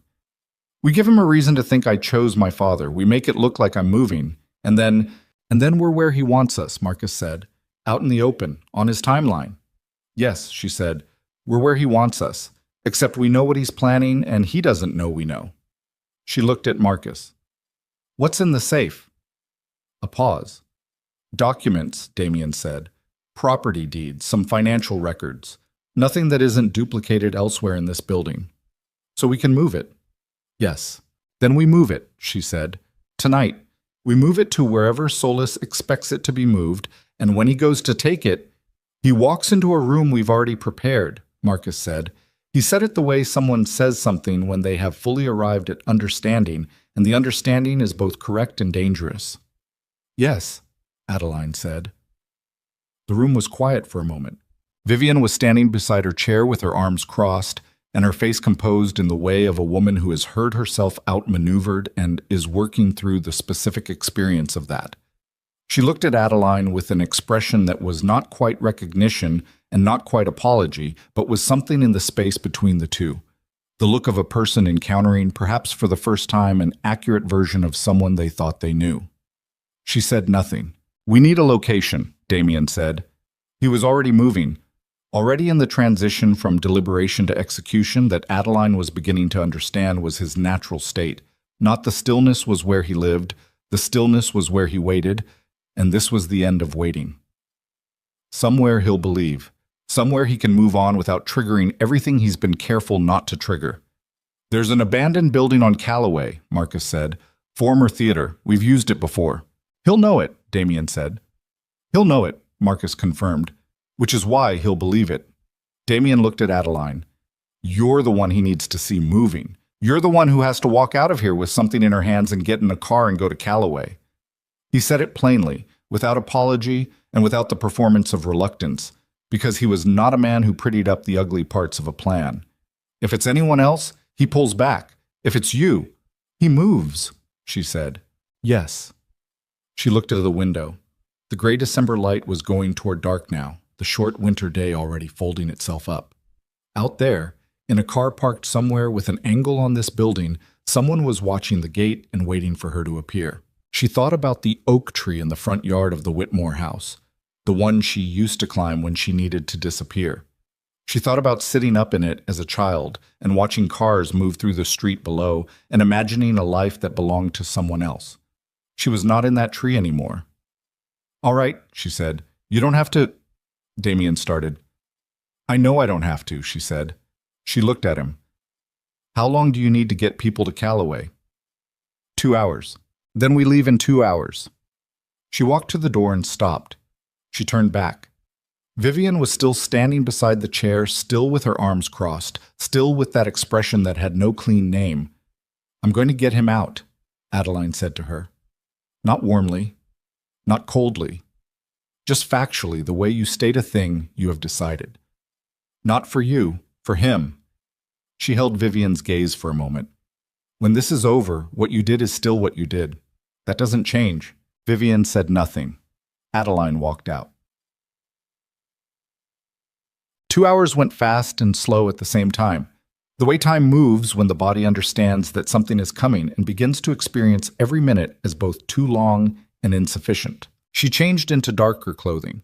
Marcus found her something from the house, plain and close-fitting, the kind of clothing that didn't announce itself.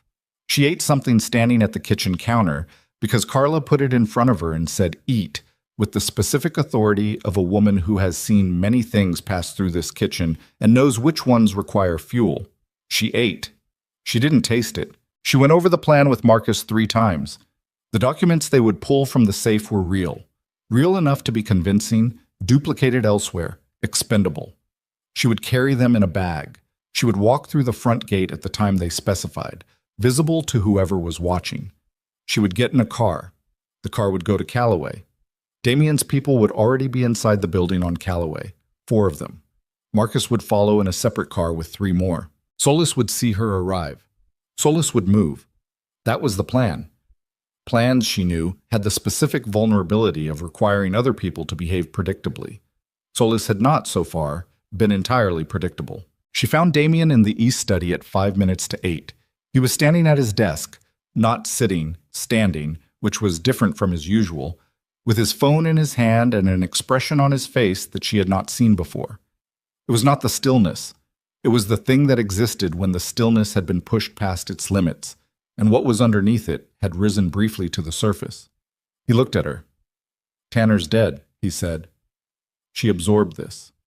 "When?" "They found him an hour ago. Made to look like—" He stopped. His jaw was tight. It wasn't. It was Solis cleaning up the evidence of the burn. He set his phone down on the desk with a careful, controlled precision that communicated everything it was designed not to communicate. "He's not pulling back. He's accelerating." "Then we accelerate," she said. "This is not what I—" He stopped again. He looked at her with that expression still on his face, the raw one, the one she wasn't sure he knew was visible. "When I came to your father's house last night, I didn't plan for this. I want to be clear about that." "I know," she said. "You've been in this building for less than 24 hours, and I am asking you to walk out the front gate as bait for a man who just killed someone." "You're not asking," she said. "I offered." "Adeline." "Don't," she said. Her voice was quiet and direct and held a firmness that surprised her with its own completeness. It had come from somewhere she hadn't known was fully operational until it needed to be. "Don't make this a thing you have to talk me into or talk me out of. I know what I'm doing. I know what I'm walking into. I've spent 6 years in a house where someone was always trying to manage my decisions for my own good, and I am done being managed." She held his gaze. "Let me do this." He looked at her for a long moment. The expression on his face shifted, settled into something that was not the stillness but was a different kind of steadiness, the steadiness of a man who has heard something true and has chosen to honor it. "The car leaves at 8:15, he said.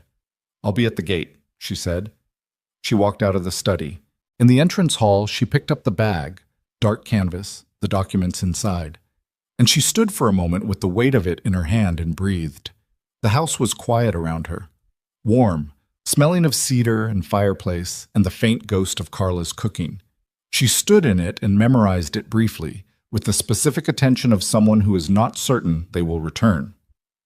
Then she opened the front door. Cold air hit her face, the bruised left side and the unbruised right side equally, indifferently.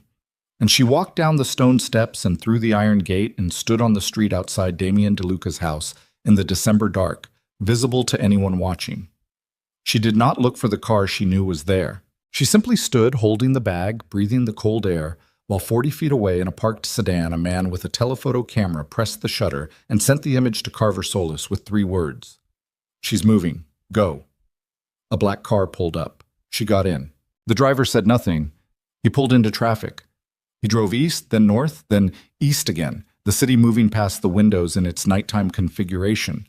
Lit storefronts, dark office buildings, the orange spill of streetlights on wet pavement where snow had been compressed to slush by the hours of foot traffic. She watched it and kept her breathing even and held the bag on her lap and thought about her father in a holding room somewhere, and Damien setting his phone down with that careful, devastating precision, and Vivian's fingers moving against her knee, and Joel Raines with his clasped hands and the handprint on her face that had started all of this. One flat, sharp sound at a Christmas dinner that had been a performance for so long that the violence beneath it had simply been waiting for enough pressure to become visible. The car turned onto Calloway Street. The theater was halfway down the block. A large, dark building, the old marquee stripped of letters. The facade in the specific state of decline that happens when a building is abandoned but maintained just enough to avoid demolition. Dark windows. A single light somewhere inside, visible through a gap in the boarded ground floor. The driver stopped. "I'll wait," he said. She got out. The cold was different here than at the house. Sharper, moving, carrying the smell of the river 2 blocks east. She walked toward the theater entrance, the bag in her right hand, her footsteps on the pavement the only sound on this block at this hour. The door was unlocked. She pushed it open and stepped inside. The lobby was large and dark and smelled of dust and old wood and the specific enclosed cold of a building that has not been heated in months. Her eyes adjusted. She could see the shape of the space. The old ticket booth, the double doors to the main hall, the staircase to the mezzanine on her left. She heard movement above her. Then the lights came on. Not the lights she had expected. Not Marcus. Not Damien's people moving into position. Lights from above, work lights strung across the mezzanine railing, flooding the lobby in a flat white glare. And in that glare she could see with complete and immediate clarity that the people standing in the mezzanine looking down at her were not the people she had expected to find here. 4 men.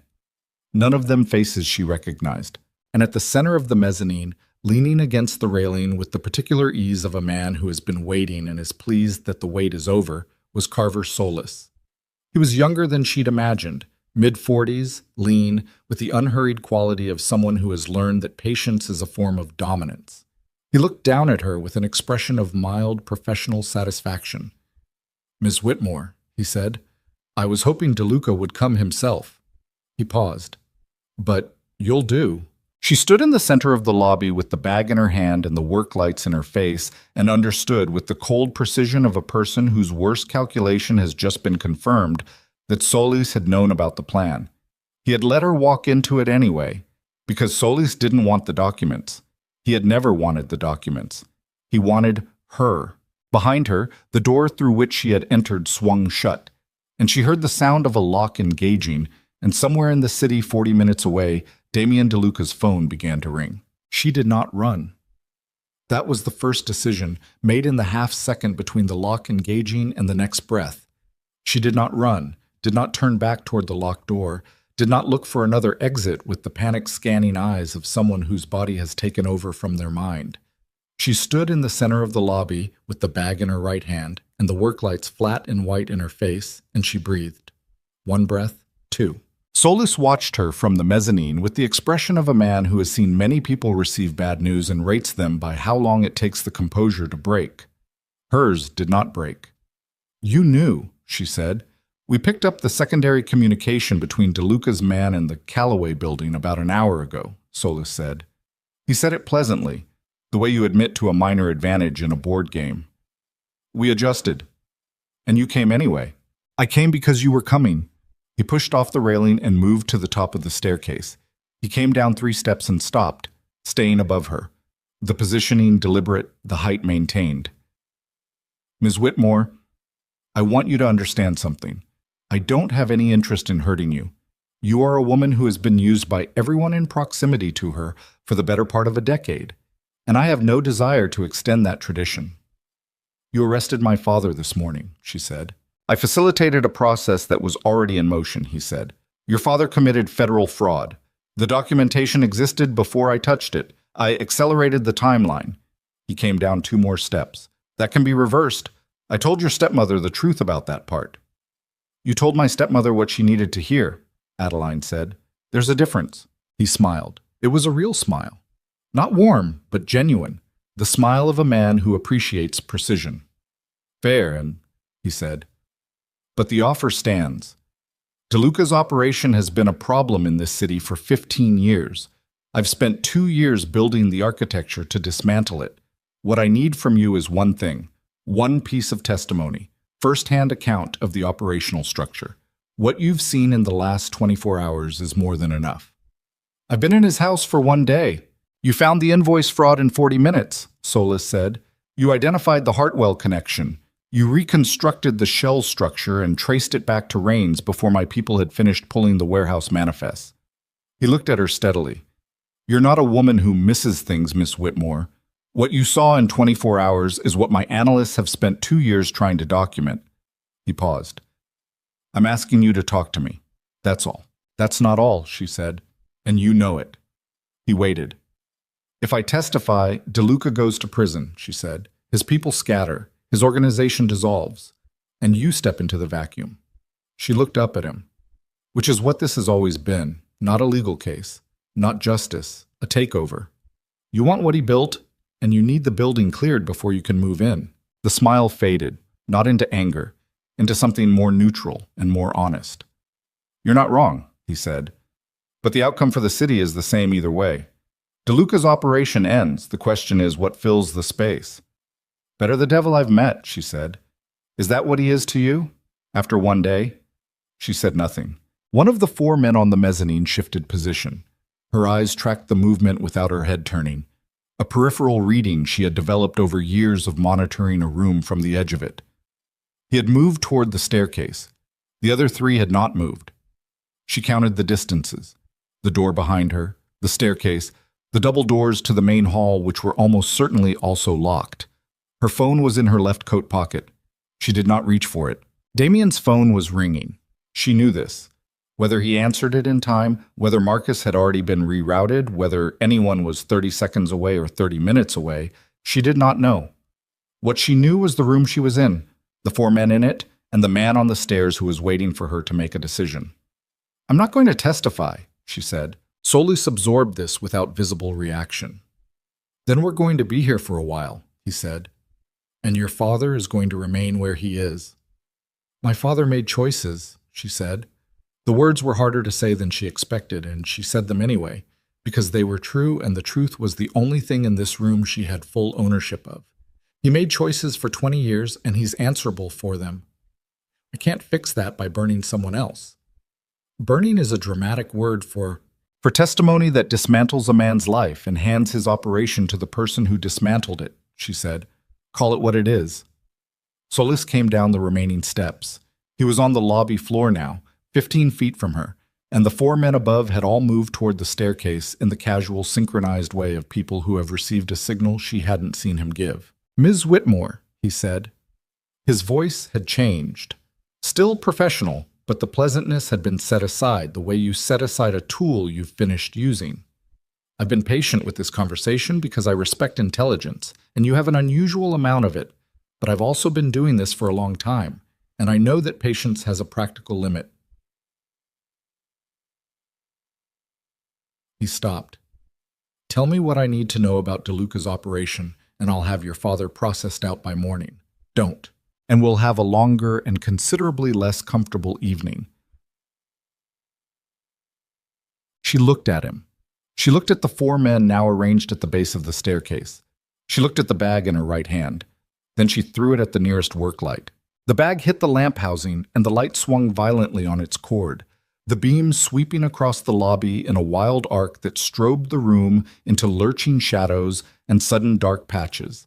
And in the half-second of visual chaos, she moved, not toward the locked door, not toward the staircase, toward the double doors to the main hall, because locked meant locked from the outside, and the main hall doors would be secured with interior hardware, and interior hardware meant she hit the doors at a run with her shoulder, and the left one gave, not fully, not cleanly. The latch cracked and the door swung inward with a sound like a gunshot, and she was through it and into the main hall before anyone on the mezzanine had completed a step. The main hall was vast and black. Her eyes found nothing for the first 2 seconds, just total dark and the smell of rot and old velvet and the specific cold of a space that has not known heat in years. She ran by memory and instinct, her hands out, her feet finding the floor in front of her by feel, and she ran toward where the stage had to be. Forward, downward slope of floor toward the front of the building, and that meant the stage was ahead, and the stage door was stage left, and stage doors opened outward, because fire codes had required outward opening stage doors for 100 years. She heard the double doors behind her bang open. Footsteps. More than one set. Moving fast and not cautious, which meant they had light sources, and she didn't. She ran harder. Her shin found the edge of the stage, a hard, specific pain, the kind that blanks thought for a full second. And she went up and over it by feel, scrambled onto the stage on one knee, came up running, turned left, hands out, found the wall, found the door frame, found the bar handle. She hit it with both palms. The door opened into cold air, and she was outside in the alley behind the theater, concrete and chain link, and the distant sound of the river, and the orange wash of a streetlight at the alley's end, and she ran. She ran toward the light. Behind her, the stage door banged against the wall, and someone came through it, and she could hear the footsteps gaining. Not all four of them, one, maybe two, the rest still navigating the dark inside. And she hit the end of the alley and turned right onto the street and ran directly into Marcus. He caught her by both arms. He was breathing hard.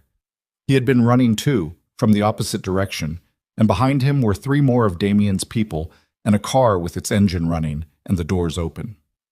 "Building's compromised," she said, the words coming out in pieces between breaths. Solis knew. 4 men inside. "He's still—" "We know," Marcus said. "Get in the car." She got in. Marcus got in beside her. The car moved before the door was fully closed. "Damien?" she started. "Already inside," Marcus said. She turned to look at him. "What?" "He went in the front when you went in the back," Marcus said. His face was doing the careful neutral thing it did when the situation was bad enough that editorial comment was beside the point.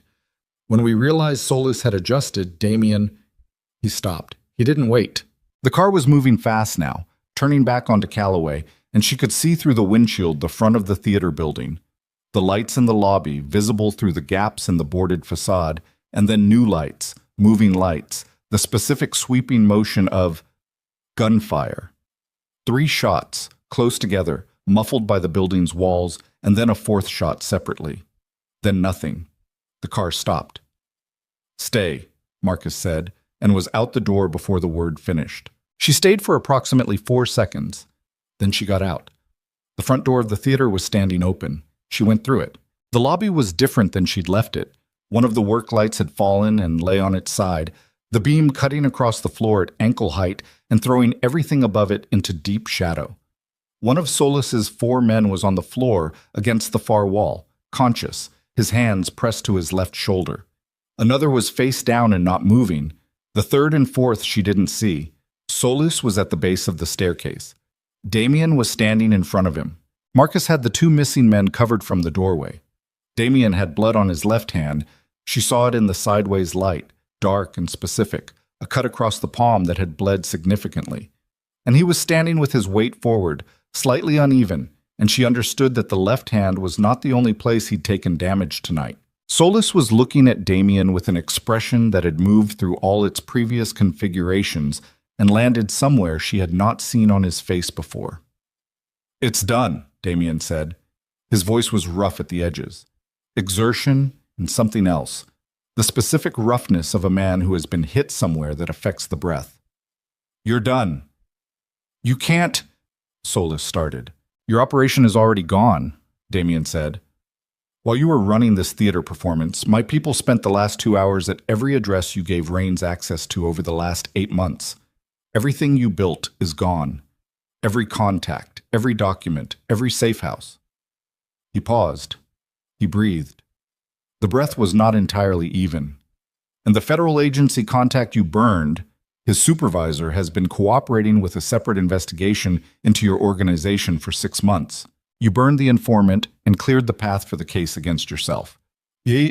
Why? Solis said nothing. "You spent 2 years trying to take what I built," Damien said, "and you handed me what you built instead."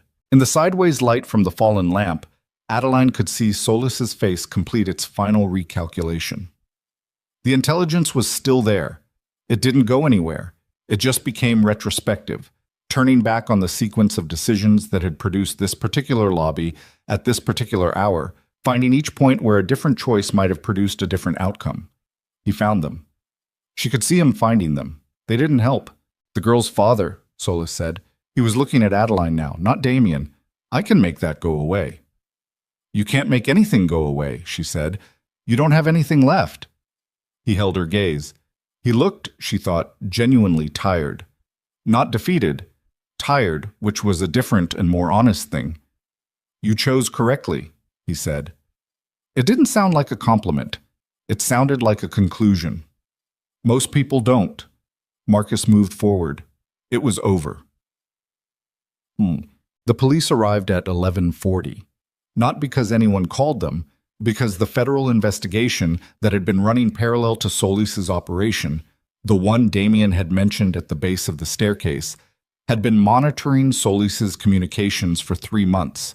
And when his phones went silent at a specific address at a specific hour, the agents monitoring those phones had made their own decision about timing. Adeline sat on the theater steps in the cold and watched the street fill with vehicles and lights, and the organized motion of institutions doing their work.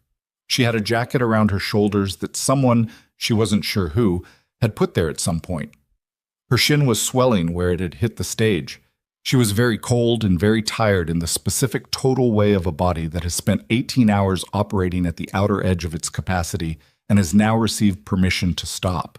Damien sat down beside her. He had his left hand wrapped in something, white cloth, improvised, already showing through in one corner. He sat with his elbows on his knees and looked at the street and did not say anything for a while.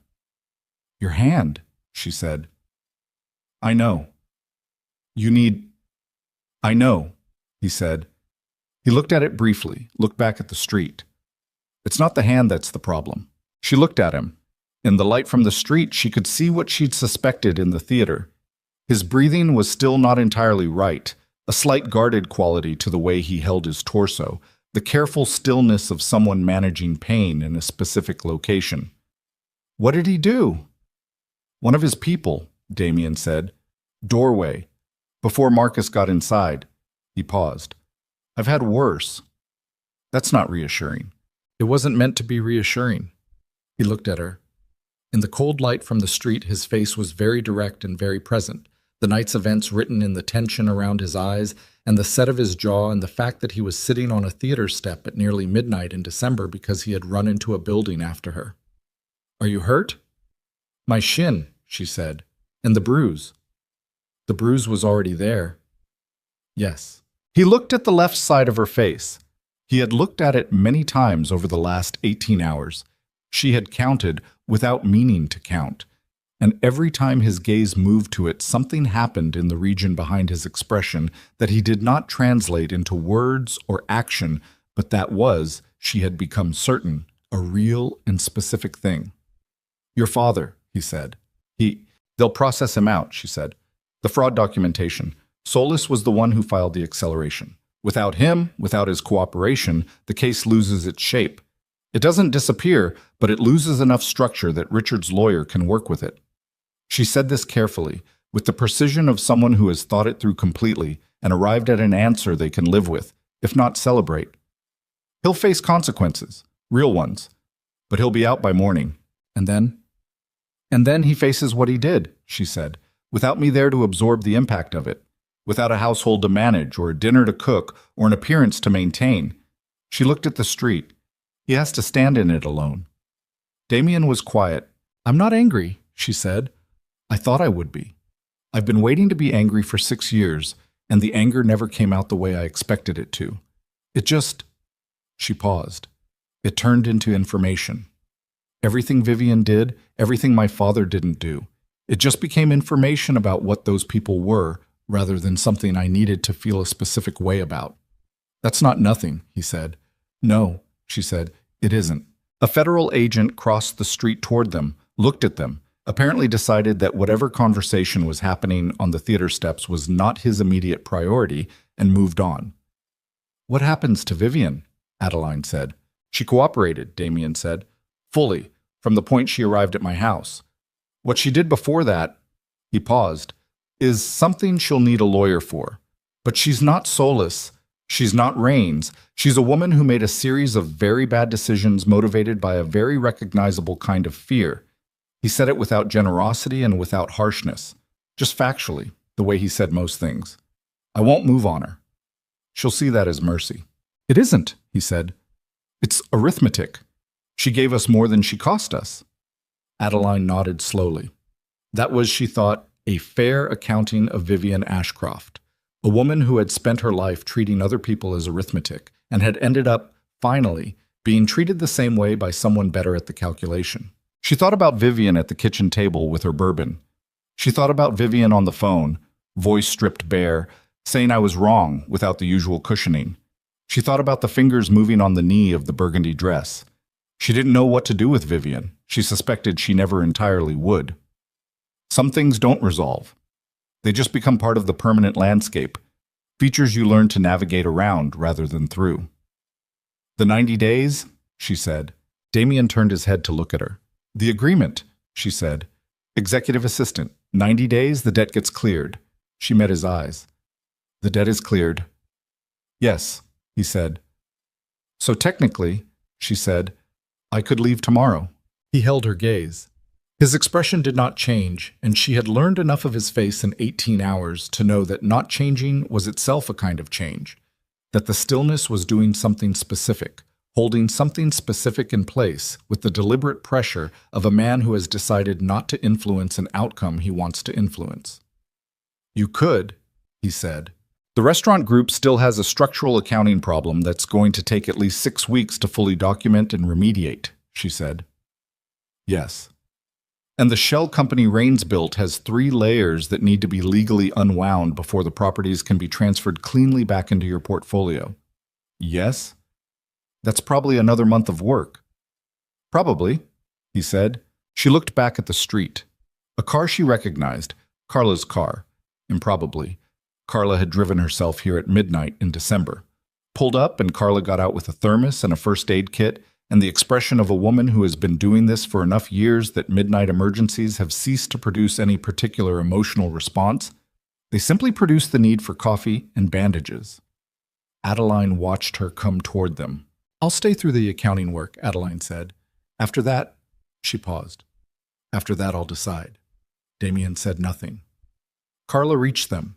She handed Adeline the thermos and looked at Damien's wrapped hand and said, "Hospital," in the tone of a woman who is not interested in negotiation. "After the federal agents finish," Damien said. "Now," Carla said. He looked at her. He looked at Adeline. "She wins every time," Adeline said. "I know," he said. He stood. He stood carefully, with the controlled effort of a man working around a specific location of pain, and he was upright before she could offer anything because he was precisely the kind of person who stands up on his own regardless of what it costs. He looked down at her on the step. "You did well tonight." She looked up at him. "I ran into a stage in the dark and hit my shin. Before that I walked into a building I knew was a trap. Because you had to," he said. "Because there was no other way to give us the opening we needed." He held her gaze. That's not the same as making a mistake. She thought about this. She thought about the 2 years she'd spent before his house, 2 years after the audit firm, inside the Whitmore household, managing a performance she hadn't written and hadn't agreed to perform and hadn't known how to exit. She thought about how long it had been since someone had looked at a decision she'd made in a hard moment and called it something other than a problem. "Go to the hospital," she said. He went. Richard Whitmore was released at 6:40 the following morning. Adeline was not there when he came out. She had considered going, had sat with the consideration for a long time in the cedar-smelling room, lying on the enormous bed watching the ceiling change color as the winter dawn came in through the window, and had decided against it. Not because she didn't want to see him, but because what she wanted to say to him was not something that should be said in a federal processing facility parking lot at 6:40 in the morning, with both of them exhausted and raw and operating on the ragged edges of a very long night. She would see him. She would say what needed to be said. But she would say it when she was ready, not when circumstances forced her hand because she was done making decisions under pressure applied by other people. She got the call from his lawyer at 7:15 confirming the release. She thanked the lawyer. She hung up. She lay still for another few minutes watching the ceiling. Then she got up and went downstairs and found Carla in the kitchen. "Coffee?" Carla said, without turning around. "Please," Adeline said. She sat at the kitchen counter and drank the coffee and felt the warmth of it move through her and listened to the sounds of the house. The particular morning sounds, the settling of a building as its temperature rose, a door somewhere above, footsteps on the upper floor that she recognized as Marcus. Slower and with more weight than usual, the footsteps of a man who also had not slept. An hour later, Damien came downstairs. His left hand was properly bandaged now, white and clean, and he moved with the careful economy of someone who has been told to rest and has interpreted this instruction as loosely as possible. He looked at her on the stool at the counter. He looked at the coffee in her hands. He went around to the other side of the counter and poured his own. They sat on opposite sides of the kitchen counter in the winter morning light and drank coffee and did not speak for a while. And the silence was the kind of silence that has earned its own quality over time. Not empty, not uncomfortable, but inhabited, the way a room becomes inhabited when the right people are in it long enough. "My father is out," she said. "I know," he said. He had already gotten the same call. He's going to need legal support, she said. The fraud case doesn't go away. It just... I'll connect him with someone, Damien said. Someone good. She looked at him over her coffee cup. Why? He held her gaze. Because you stayed, he said simply. She looked down at the counter. The granite was cold under her fingertips, the same cold as the counter in the Whitmore kitchen where she had pressed her palms flat on Christmas Eve and steadied herself before carrying the serving dish into the dining room, before sitting at the far end of the table 2 chairs removed from the nearest guest, before the evening came apart in all the ways it came apart. I found something in the restaurant accounts last night, she said, before everything happened, a discrepancy in the vendor payment processing that isn't connected to the Hartwell fraud. It's separate, smaller, but it's been running for 3 years and it's going to compound into something significant if it isn't addressed. She looked up. I want to fix it. Then fix it, he said. It's going to take time I didn't agree to in the original arrangement. I know, he said. She held his gaze for a moment. Outside the kitchen window, the winter morning was pale and clear, the snow in the side garden still undisturbed and flat and white, the bare trees casting their thin shadows across it with the unhurried precision of things that simply continue regardless of what people do in the buildings beside them. She thought about the oak tree in the front yard of the Whitmore house. She thought about sitting in it as a child and watching cars move through the street below and imagining a life that belonged to someone else entirely. She thought about the fact that she had stopped imagining other people's lives at some point in the last 31 years, had stopped because imagining requires hope, and hope requires a belief that the distance between where you are and where you want to be is crossable. And for a long time, she had not believed that. She believed it now. She didn't know exactly when it had happened. Somewhere between the Christmas dinner and the cedar room and the financial statements and the cold alley behind the theater and the theater steps at midnight with a thermos of Carla's coffee warm in her hands. Somewhere in there, the belief had returned without announcement, without ceremony, without asking permission. Okay, she said. Damien looked at her. I'll stay, she said. Not for the 90 days, not for the accounting work. She held his gaze steadily, with the particular directness of a woman who has recently learned the value of saying exactly what she means, without softening or qualifying or preemptively apologizing for taking up space. Because I want to. He was quiet for a moment. Okay, he said. The word was simple, and it held everything it needed to hold, and he did not add to it, because he was, she had learned, a man who understood that some things are ruined by elaboration.